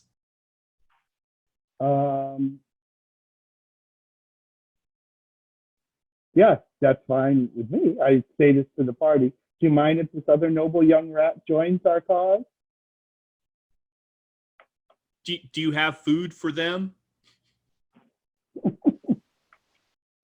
Garrock says, as long as that creature knows where to keep its claws and teeth, I have no objections. I'm more concerned about the dung. Yeah, do you have a scooper, Breeden? Well, the fire kind of burns down, and Templeton says, I'm pretty sure that was the only rats in that cave. You want me to go look? They won't hurt me. Sure, go right ahead. My cousin will not appreciate you stinking out our inn. He runs out around the corner. You can see sort of them looking around the corner, and he runs back and he says, yeah, they're pretty scared. As long as you don't attack them, they'll leave you alone. They're hiding in that nest in there, but, maybe you want that nest. I don't know. It's a pretty nice nest. If I was the king of the rats, I would probably want to live in that nest, but, I don't know what humans want.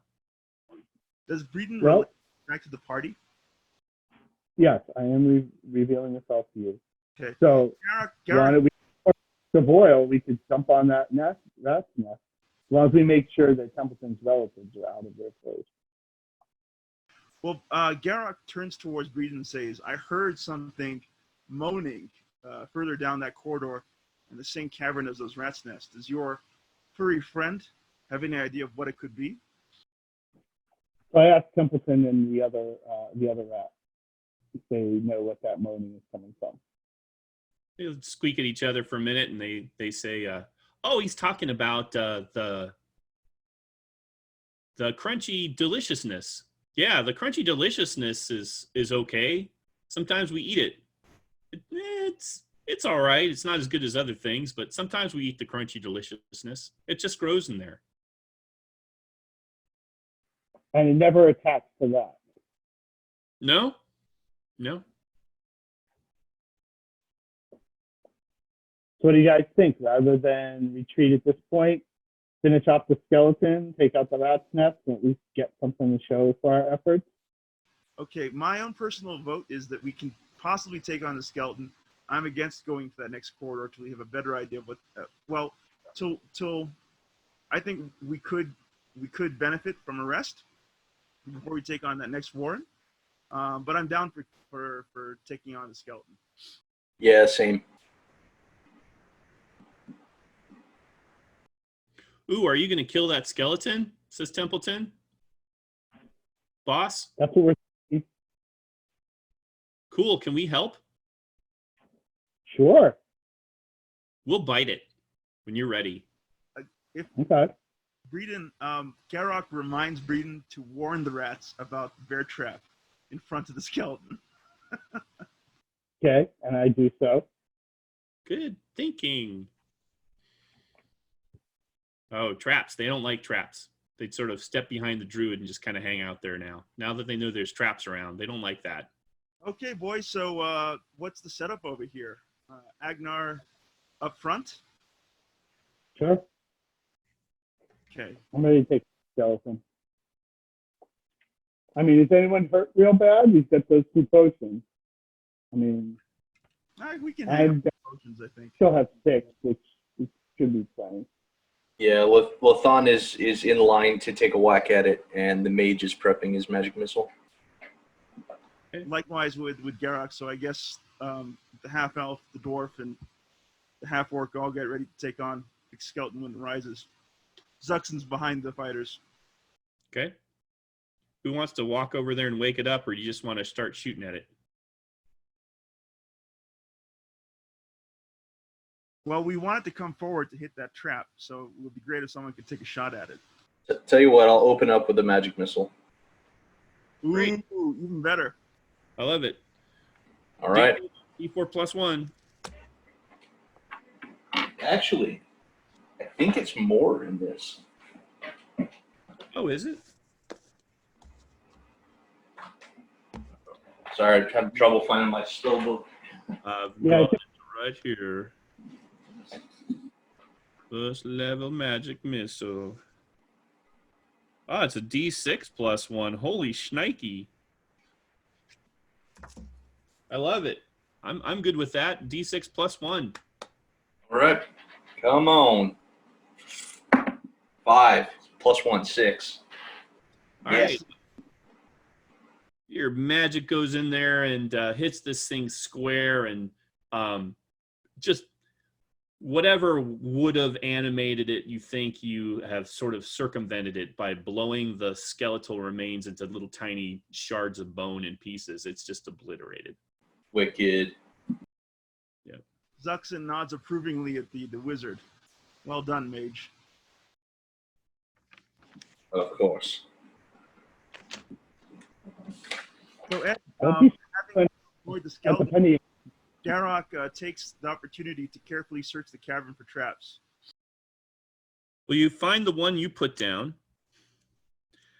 but you do not find any other traps in the cavern.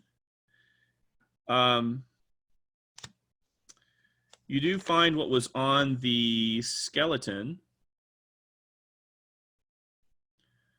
Let's see here. He had a sword, a regular sword, which is in normal condition. It's not rusty or anything. Dented round shield and a battered old metal helm, sort of like a nasal protecting Northman kind of a helm. Okay, does anyone need these amongst the party?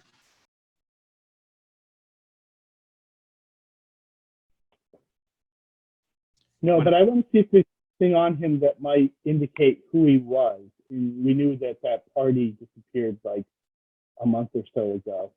I just wonder if there's any sort of trinkets or something that we could take back to the town that might indicate who he was. Well, his shield is green and yellow, and it's decorated in a very particular pattern that would indicate like his family or who he was. Are there any loose teeth? He's missing some teeth. It looks like he's been missing them for a while. All right. Lathon is going to surreptitiously pick up a couple of the teeth. Okay. And Braden will take the shield, put the shield on his back. Okay. You're Garrock, thinking about that widow? Yeah, exactly. Garrock takes the sword and the Norse helm. Can Garrock wear the Norse helm, or is that not possible for his class? Yeah, he can wear it. He dons the helm then.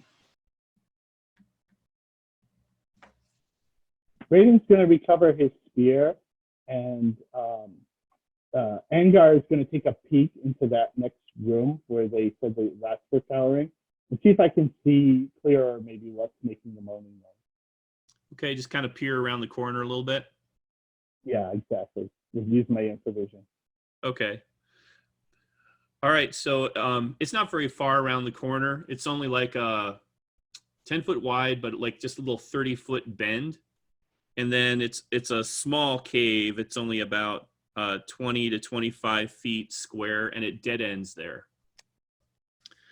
But growing out of the walls are these like thick bamboo stalk looking things that look like that. And as the air blows over them, they give off this sort of a moaning, low whistling noise. Braden, you can roll a d6. The dwarf can roll a d6. I don't think anybody else would have that kind of a knowledge. You guys can roll a d6. Or both. So Braden got and Agnar got a 4. The dwarf got a 4 and the 3. What did Braden get? A 3. 3, okay. Braden, you recognize that as a cave whistle. It's kind of a weird, almost like a fungus that grows in certain kinds of caverns.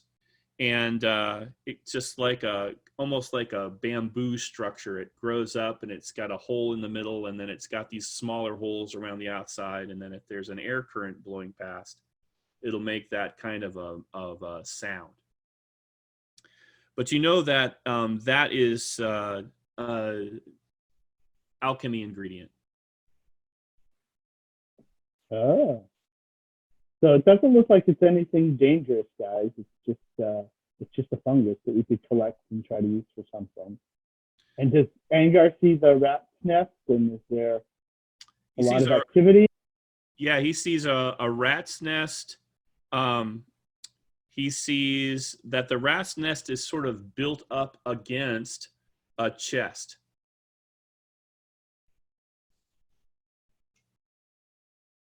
sort of set in the middle of the room. Okay, I explained that to the party. It's like this could be pay dirt, guys. We could just throw the oil on the rat's nest, the other oil we have, and light it up, and then we could be ready for whatever rats run out of it. Or I'm still speaking, right? I could tell the rats to flee. We're gonna lay it on fire and just let them run past us out of the cave. Do you want to negotiate with the rats to have them just leave? Yeah, but I want to check with the rest of the party first and see if they're okay with that.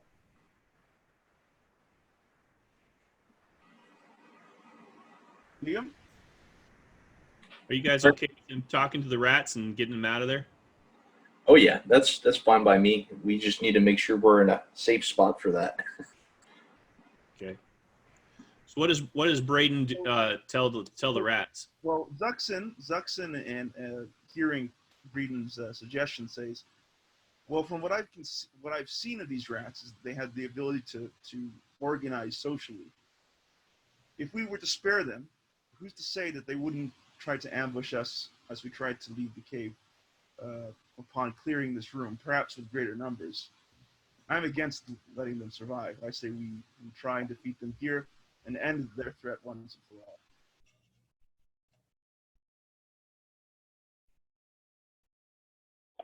Well, Braden disagrees just because he's a druid and killing animal life for just no other reason. I mean, it's one thing to defend yourself, but so he's thinking probably not. The dwarf could carry the way. Angar could carry the way. He's happy killing them or letting them go. It just. So are you suggesting we just? I agree with the caster. I saw that rat when he entered the cave, and there was a cunning intelligence in his eyes. I say we not risk it.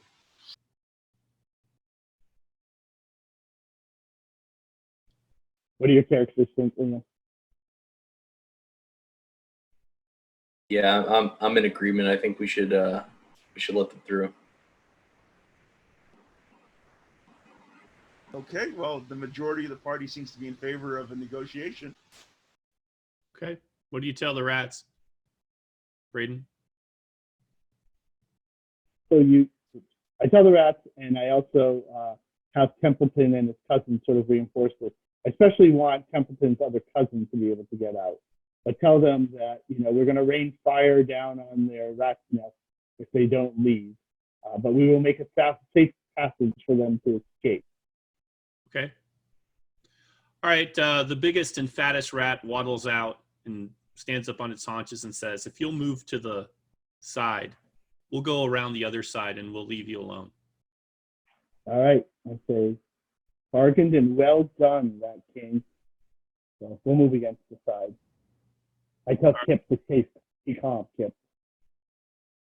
All right. So the surviving cousin and two rats kind of waddle around out and away, leaving you with Templeton and his other cousin and you guys in control of the room.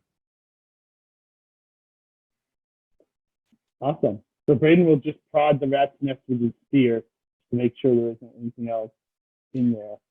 No, it's just a pile of brush. There's a cloak and some kind of gnawed apart pieces of like a padded gambeson that's also used to be kind of a green and yellow color too. It looks like they chewed apart the dead skeleton's gambeson and some of his gear and then hauled it in here to add it to their nest. There's kind of driftwoody pieces and stuff like that, just kind of random trash that's been piled up. And then there's this chest. Now the chest doesn't look really super old. It looks like it's been here a couple months, but not a real long time. Garrick, do you want to? I've heard a rumor about this chest. Think you heard a rumor about the chest? Yeah. I don't remember the specifics, but I think I remember something about a chest being missing. Oh, that's right. There's something being stolen. Someone's payroll being stolen or something. Listen, was in Which character is this? It's Lathon. Garrock says, what was stolen? I wish I could remember. Well, might as well find out. He takes his 10-foot pole and uses that to tap at the chest, see what it might contain. Okay, nothing happens when you tap the chest. The chest looks like it's mostly oak with some iron bands around it. And then there's this pretty average looking padlock hanging off of the clasp in the front. Although somebody's taken like a wood burning tool and has burned a symbol into the top of the chest above the lock, and it looks like a ship's wheel. Okay, so having tapped the chest and not seen any results, he gives it a hard knock. Okay, seems a little heavy. Nothing springs, nothing blows up, nothing shoots out of the walls. No. All right, Garrock makes a formal search for traps. Oh, okay. Here, I'll roll for you. Okay, he's pretty confident there aren't any traps on it. All right. In that case, Garrock sees what he can do about picking the locks. Garrock has pickpocket, hide in shadows, and move silently, but I don't think he's an actual thief. He's a half-orc. Right. Okay. You miss Baron Sissy Fell, who had all that stuff. All right. Well, I tell the party that it doesn't look like the chest is trapped, and we could potentially bring it back to the pilgrim and deal with it later. You Does could Brayden recognize the old symbols being the Church of the Everflame? You don't think so. Okay. But if you guys want to, I mean, this is stuff that you all know. I listed some rumors in the file section of the camp program. So let me just, I'll just go in there and read it to you as a reminder. This is stuff your characters would all know. Let me see. Rumors. Where's that at? Common knowledge factions, maps you find, character sheet, character classes. Okay, rumors you know. Okay, there's a chest symbol for it. It says, the Rorgan Free Merchants Guild lost an important shipment. Rumors have it that a chest containing part of the payroll for their guards was included in what was taken. So that's the Foreign Merchants Guild. That's an ally of the Church of the Everflame and the Pentagarchy. Those are the guys from the south that have set up shop in this town. Okay, and so we recognize that this is that chest. That's a symbol. Yeah, the ship's wheel is a symbol of the Free Merchants Guild.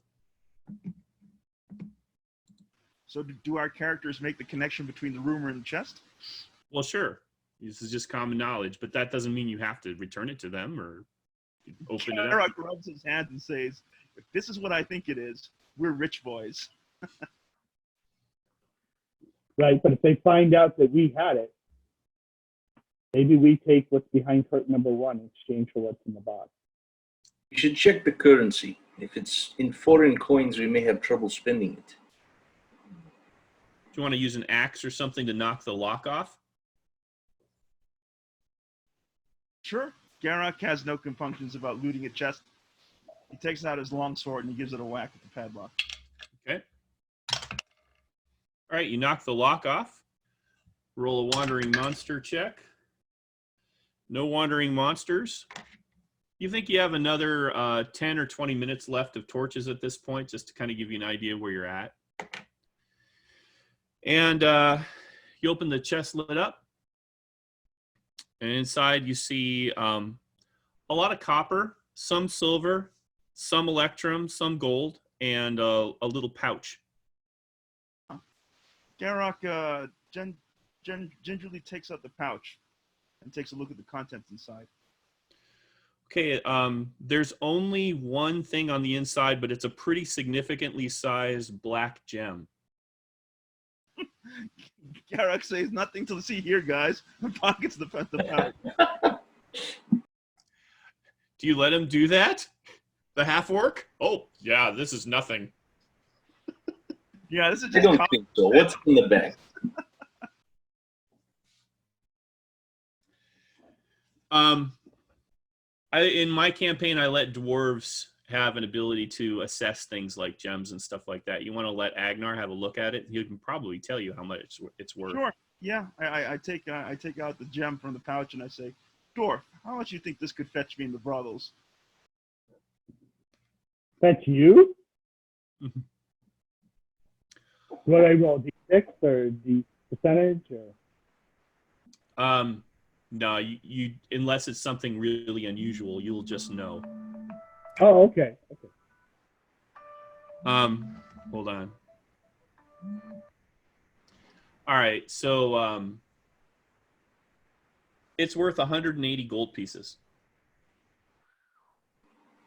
That gem, which is 30 gold. If you sold it, it'd be 30 gold per person. I think Okay. you're going to have to fence that, my friend. If you sell it, they'll find out where it came from, and we'll be pinned with this theft. Which character is this with the incredible accent? Well, fun. That's a great accent. I love it. I know, it's a great accent. Garrock says, I have a way with the underground. I can probably fence this for us fairly easily.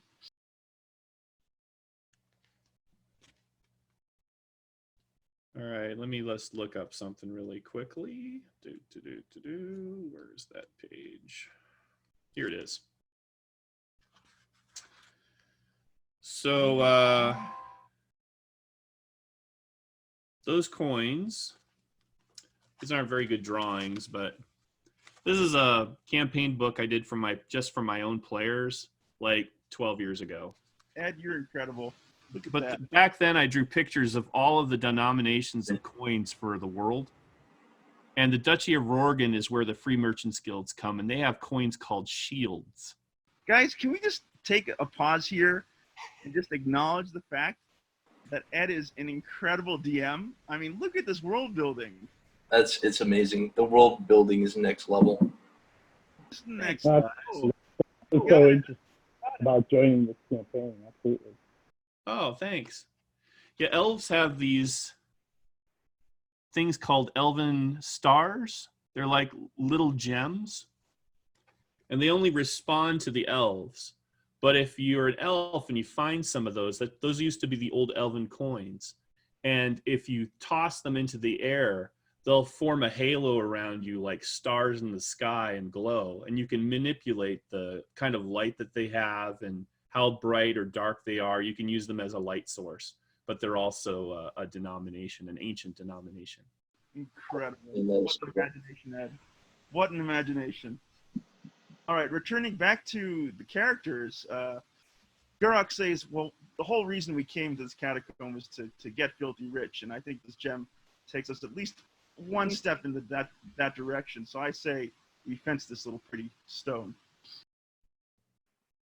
Okay, so the consensus is we keep the money and don't tell anybody. No, that's not the consensus. That's just what Garrock feels.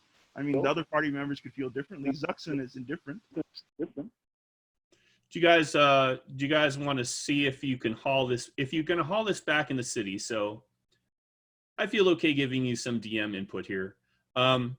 If you haul this chest back into the city past poor Bill and Warren, you're going to put them in a really bad place if they see that symbol on the chest.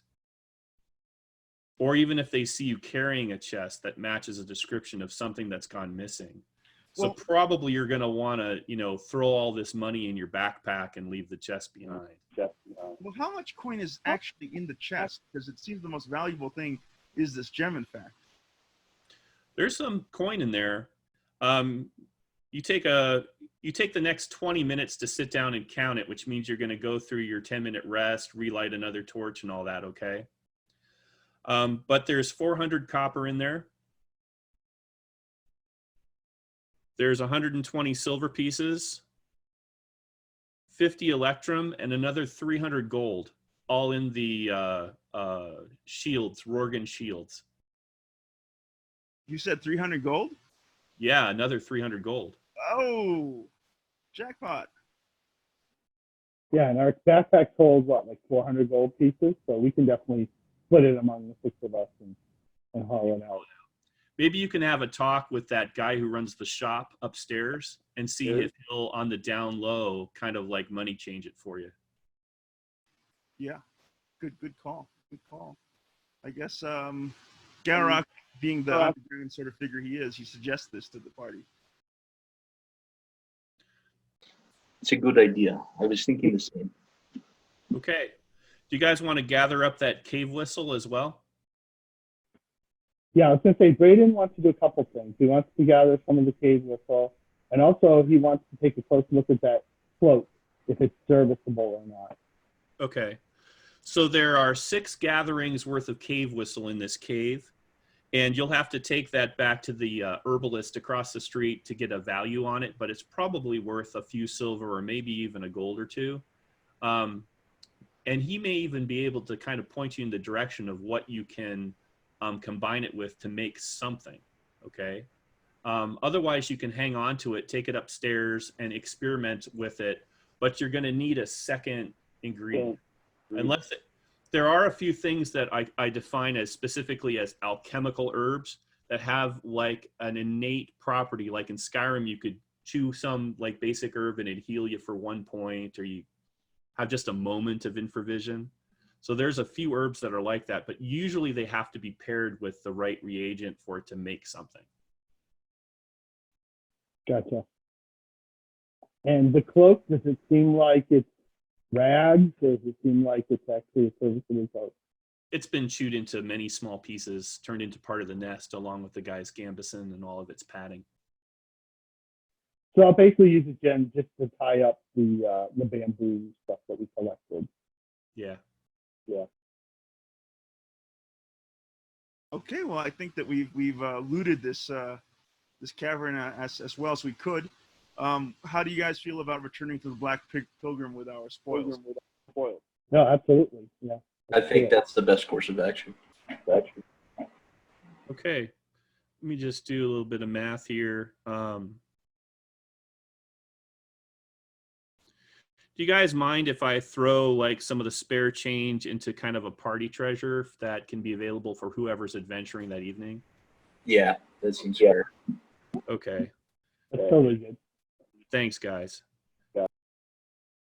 All right. So I'm going to go ahead and just DM caveat that you managed to exchange. Halberton, the guy upstairs is a good guy, and he's, before next game, going to change all this money out for you. You all get 60 gold pieces, 30 copper pieces, and 20 silver pieces. That's in character? Does that work out per character or per player? That is per character. Could you repeat those numbers? 60 gold, 30 copper, and 20 silver pieces. That's including having fenced the gem. How about the electric pieces? None of those? Oh, the electrum pieces. Let's go ahead and have you each get 5 electrum and then throw the rest into party treasure. Is that okay? Sounds great. Great. Yep. And you'll keep track of the party treasure? Yeah, Right? yeah. It's like 20. It's like 20 electrum and 20 coppers going into party treasure. So it's not very much, but it's enough to maybe help get something eventually. No, that's good, because I'm just imagining there'll be different groups of players. So. Right. Well, not only that, but maybe eventually, over the course of the campaign, we'll have to make a collective decision as multiple adventuring parties about how we want to invest that gold, whether we want to build a stronghold or etc. So it's not. I mean, obviously, it will be there for minor, adventure expenses, but really, I think that adventuring pot should be there for the big purchases we go on to make as a party. I'm just going to say that it's kind of carried neutrally somewhere in somebody's pack. I won't define who it is, but typically it'll be available just in case somebody has a character with no gold and needs a couple gold pieces to pay for something for a while. Yeah, is there any sort of money lender or bank-like thing, or even the storekeeper? Can he hold the money for us? And then that way anyone who's in the Black Program as part of our group could access it? Yeah. You could have the guy upstairs hang on to it for you. Yeah, that'd be good. Okay, All right. so before we adjourn exactly here at the Black Pilgrim, once we've returned and sold off all our treasures, Zuxin knows that the other magic user belongs to the Pentarchy, right? Ed? Right. He asks Garrock to accompany him, and they both approach the other magic user and sit down at the table. Zuxin says, "I know what you saw in the cavern, and I need to know if my secret is safe with you." I didn't catch the end of that. I'm sorry. Kind of got a little bit garbled. Tom, can you mute your microphone? Sorry. So once we're all resettled back at the Black Pilgrim, Zuxin and Garrock together. Garrock is sort of, I guess, an informal bodyguard to Zuxin. They both approach. What's the name of your magic user, Liam? Jagger? They both approach Jagger and sit at the table he's situated at. Zuxin leans forward to Jagger and says, "Jagger, I know what you saw back at the cavern, and you know my secret now. I need to know that I'll be safe from your lackeys. Otherwise, there's going to be a problem here." Well, as far as I'm concerned, we share a secret. We have a hoard of stolen coins and a gem. Could get out. Zuxin nods and says, "Look, I had nothing against your organization. It wasn't my choice to take on this life. I'm not here to spark a revolution. I am simply a man with magical talents, and that doesn't belong to the Pentarchy. So I hope you can understand that I held no personal ill will towards you or your colleagues. I just want to be left in peace." Well, you can rest easy knowing that it would be against my best interests to report you, given the secret that we share. For now. Zuxin smiles widely and says, "I guess I'll have to accept that. In that case, I consider you a welcome companion in the days ahead." The feeling is mutual. All right. Well, excellent. Hey, Wyvern, did you get my message about getting a little bonus experience for all your hard work on our campaign write-up? Yeah, I stuck that on Garuk because he's gonna hopefully shoot up the levels and become a badass half orc. All right. Let's see. We're still in early days, so I'm not going to be super miserly with experience. I'm just going to kind of DM caveat an amount that will, over time, get us to first level before it's 3 months from now. If that's okay.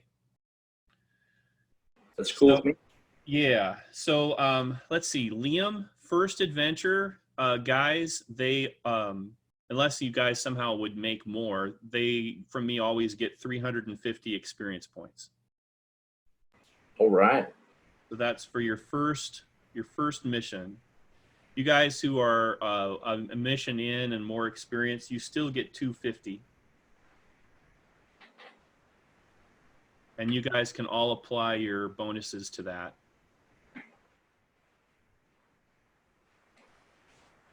So it's going to be a few adventures before you level up, but not 2 or 3 months. Well, no, I think one of the things about running an OSR game, Ed, the whole point is that low level crawl, and I think that you're too generous with XP. We miss the danger and the excitement of this kind of approach to Dungeons and Dragons, which I think is great. I personally love the fact that every time we set out an adventure, everything's pretty high risk, and I think I certainly don't mind a slow burn as far as character advancement's concerned. Okay. Well, Yeah, I dig the danger factor. I can get behind that, but I don't mind picking up a couple of levels along the way. Yeah. See, my thing is that I have the benefit of knowing how much material I have that's going to be fun and cool and not killing rats. And I don't want to rush you into that, and you won't reach that for a long time. But I don't want it to take an actual year of my life to get you there. So if I ran the game strictly by the rules and I was only giving you standard XP, maybe you guys would have made 100 experience points each. That's going to take a lot of game sessions and a lot of weeks. You'd probably be in the second season before you were even second level. And honestly, I want you guys to have a little more, not high level adventure anytime soon, but, you know, be able to go out and do some more interesting things. So that's just kind of my spin. You'll just have to trust me. It's still going to be dangerous. Believe me. I dig it. You know, Ed, I personally, you know, I look forward to how you run this West March style campaign. You clearly have many years of experience running this particular campaign setting, so you probably have a very good idea of how you want to pace the advancement of your party, your player parties in this campaign. But if it gets a little bit crazy, I might rein it in a little bit. You know, if you guys are saying that you'd like to stick around first level an extra adventure or two, I'm cool with that. You know, but and I really do actually appreciate the feedback. Please continue to tell me kind of how you feel about stuff, because that's really important. It's got to be fun for everybody, right? Well, true. I just want to say that this has been right from the very first adventure, just a delight, Ed. So, you know, as far as my own experience is concerned, it's I just feel very privileged that you invited me to take part in this campaign. We didn't really know each other very well across social media. I don't know why you decided to invite me to join this upcoming online escapade, but it's been a great deal of fun. And I think you put in, I mean, clearly Liam and Tom and everyone else who's seen what you've been publishing as far as your creativity is concerned, we're all very impressed with the passion that you put into the work that you do as a dungeon master and as a campaign builder. And if there's anything that we can do to help you out, you know, please let us know too, because it's not just sort of, you know, the whole burden shouldn't really be on your shoulders. If there's anything that we can do as individuals or participants in the campaign to you know, help you out, please do let us know. Okay, I definitely will. Thanks, guys. Do you guys need to log off immediately, or do you have, it is 8:28 now. Do any of you have another maybe 10 or 15 minutes? Yeah, I can hang out. Certainly do. Yeah, I can too. Okay. If it's okay with Wyvern and Tom, I would like to just role play out very briefly the initial meeting between, I'm spacing on your wizard's name. I'm sorry. No worries. Jagger. Jagger. Jagger and Savella. Well, that's exciting. Sure. Is that all right? More than all right. Right. This is a role-playing game. All right. So after things have calmed down, you know, you've got your coin changed, you've got a nice heavy purse, you feel like, you know, you can spend some time cleaning yourself up, maybe dropping a few coins on, you know, getting your clothes fixed up and stuff like that, so you feel confident about presenting yourself to your future teacher. One would even go so far as calling them a master. You head off to the chapter house.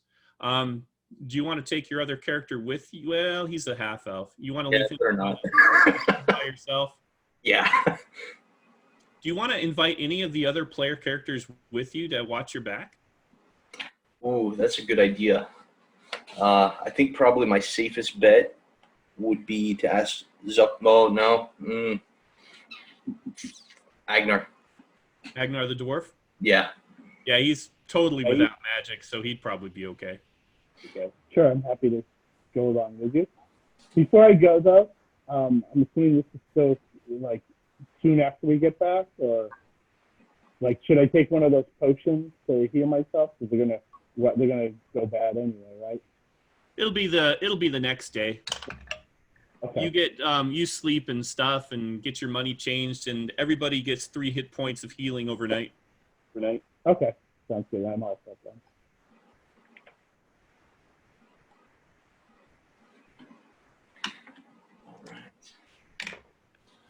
All right, do you guys have an ability? I have Zoom kind of not minimized, but sort of small enough that I can hop over to the baseline site. Can you guys pull that up at all?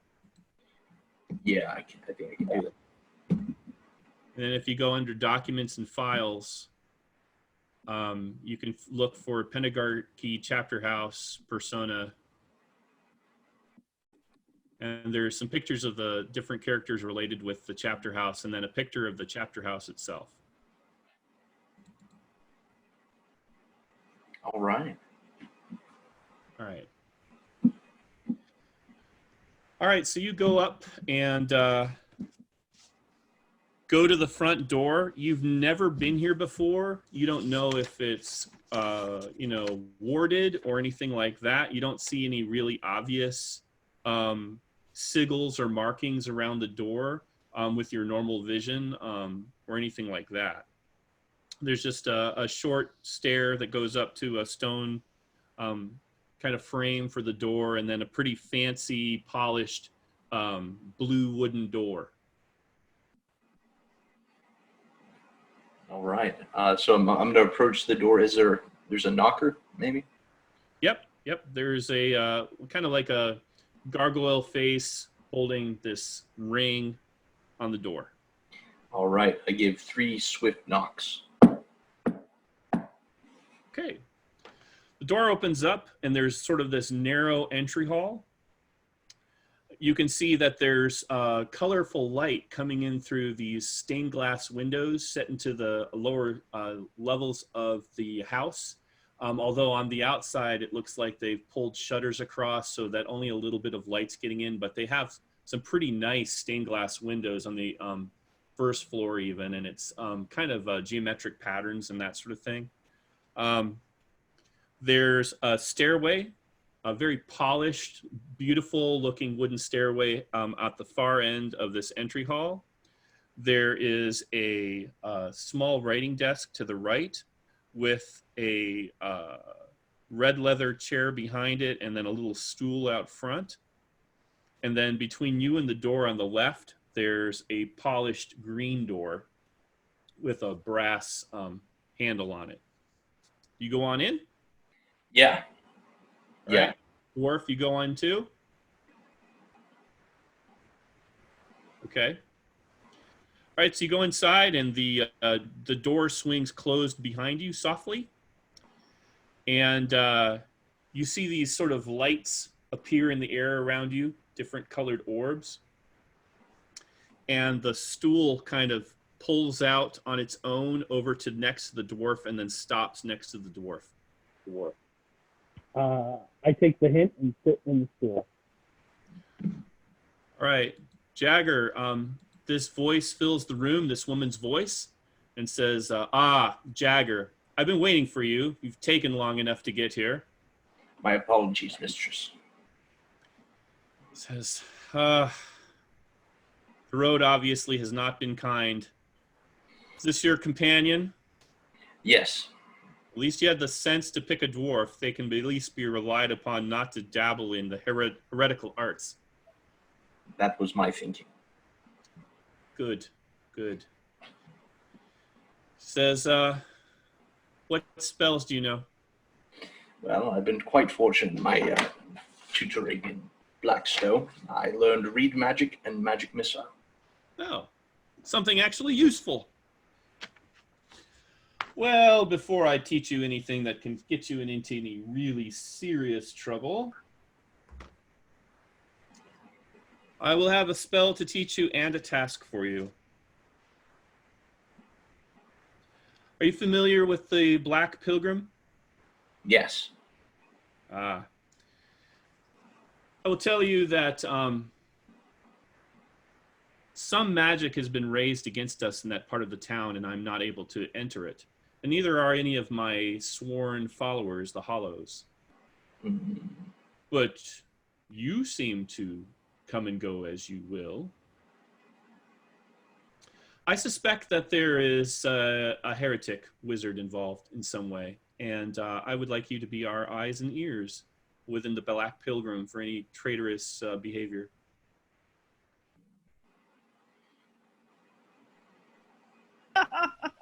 Liam's thinking to himself, my goodness. Will be done. What loyalty do I owe that strange little wizard? So I'm sure you'll do the right thing. These heretics are careful. They're usually difficult to detect. So we're fairly certain there's one in that vicinity, and I'm just warning you to keep your eyes and your ears open, and don't confront them. If you find one, just report back to me, and we will take care of the rest. There will be a reward of 100 gold pieces, though, if it turns out to be an actual heretic for you. With that in mind, oh, there was a fire at the village of Langercleef 2 days ago. I'd like you to investigate that. See if there's anything unusual going on. It's probably just a fire, but it's not often that we have, 2 or 3 actual longhouses burned to the ground in one of our nearby villages. So that has me a little concerned. Yes. We are sworn to protect these people, after all, are we not? That is my understanding. Excellent.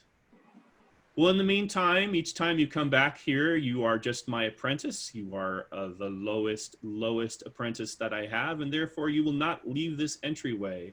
Occasionally, at the foot of the stairs, you will find my boots and other clothing. I expect you to repair them and polish them, and return them to me within the day. Is that understood? Understood, mistress. Oh, excellent. Well, I can see that we will get along fine. I've left a scroll for you on the table, and you can begin studying that scroll. I'll give you a couple of days to get it under control, and then I'll expect you to demonstrate some capability in magic that you can actually cast that spell. I'll get on it right away. Excellent. Dwarf? What is your name? My name is Angar Brightblade. Ah, are you from the Red Hills clan? Yes. You know of my clan? Yes, I've had good dealings with them in the past. They're an honorable group. I bid you welcome here. Thank you. Just as if, is there anything that I can do for you, or anything that you require or need, good dwarf? I believe I am in good. I'm satisfied where I am. If you will open the center drawer of the secretary desk down there, dwarf, there is a potion in there for you. That it will be my thanks for watching over my apprentice while he's within the town. My thanks, mistress. Oh, you're very welcome, and please come by any time. We are always glad to help the dwarves in any way that we can. I will, mistress. All right. So the lights go out. You kind of feel like you've been dismissed. What do you guys do? Well then, I need to get my post. I pick up the scroll. I check for any gear that needs polish / washing, and then I leave. Okay. So you have a scroll for the spell Light. All right. And dwarf, there is a potion of healing there waiting for you. Excellent.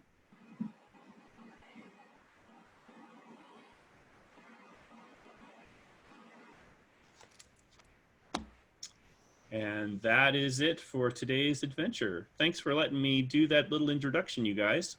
Hey, thanks so much, Ed. That was great. Liam, this is your first adventure with the group. How did you find it? What give us your impressions of your first time through the Book of the North? Man, I love the world. It's amazing. The world building is fantastic. Even just the little details. It's great. I really like that there's documents uploaded that we can parse through that, we can then use in game. I wish I would have looked closer at those rumors so I could have got that right away with the chest. I really enjoy everybody's characters and the strategy of it. I had a little bit of trouble with the technology aspect, but I'm working on that. I think, I'll get that done. That's why I wasn't as active on the campfire as I probably would have been. But yeah, man, this is great. I'm really liking it. Great. Well, thanks for playing with us. And, guys, this is all about me making friends. So, I'm just happy to reach out and get to know you guys and play D&D with you and have fun. And, I throw that stuff up in that bulletin board area, but there's no requirement that you read any of it at all. I'll pull anything that's important into the game. But if you feel like reading it, I find that it's lets you role play your characters a little more fully. And about every 2 or 3 weeks, I'll probably add another 2 rumors to that as you guys leave the town, maybe explore to a village, kind of start increasing your area. You'll start hearing more and more. And these are just things you're just automatically going to know or have access to. I just want to jump in here, Ed, and say that I really respect your approach to the lore that you've built up. I mean, clearly you've dedicated a lot of time to imagining your world and the characters and stories that inhabit it. But the way you feed it to us players, I really enjoy the fact that it happens organically through play. And it's not through heavy-handed exposition or you sending us, homework to read prior to getting into the game sessions. And that's super hard to do. I know personally, like, it's difficult to pull off, and you're doing it. It's awesome. Oh, thanks, guys. Yeah, this is fun. When I was younger and working on writing a different game, I think I had not learned the valuable lesson that at a certain point you just have to go into DM and just have fun with your players and make sure that they're having fun and just kind of let the world become what it's going to be and not try to steer too hard anyone in any direction. Because, there are certainly stories as a DM you go, oh man, I can't wait until the characters are tough enough to go over here and explore this cool place, So it's kind of hard to just sit back and be like, okay, I'm going to have fun, whatever we do, it's fine. So at any rate, that's a good lesson. And I've been having a blast. You guys have been a total blast. Tom, how you been finding it? No, it's wonderful. I really appreciate it. I take a lot of enjoyment in games I run doing similar things to what you do in terms of world building. Not necessarily to the same degree of detail, and also not all homegrown, which is really fantastic. So no, I definitely appreciate it, and I know my brother will too. He's really excited to play, and he's a really good player. So awesome! I'm really excited to have him play too. That'll be fun. Well, Ed, for real, if you need any help with any aspect of running this campaign, please feel free to message me, and I'm happy to help you with writing or whatever sort of admin involved in putting together this campaign. Otherwise, I'm having great fun chronicling the adventures that you're running in Zuxton's in-character journey. I look forward to doing all that. All right, guys. Well, thanks. I think we're going to go ahead and wrap up and go ahead and sign up for the game so we know who's playing, and we'll see you the next time, okay? All right, take care. All right, guys. See you.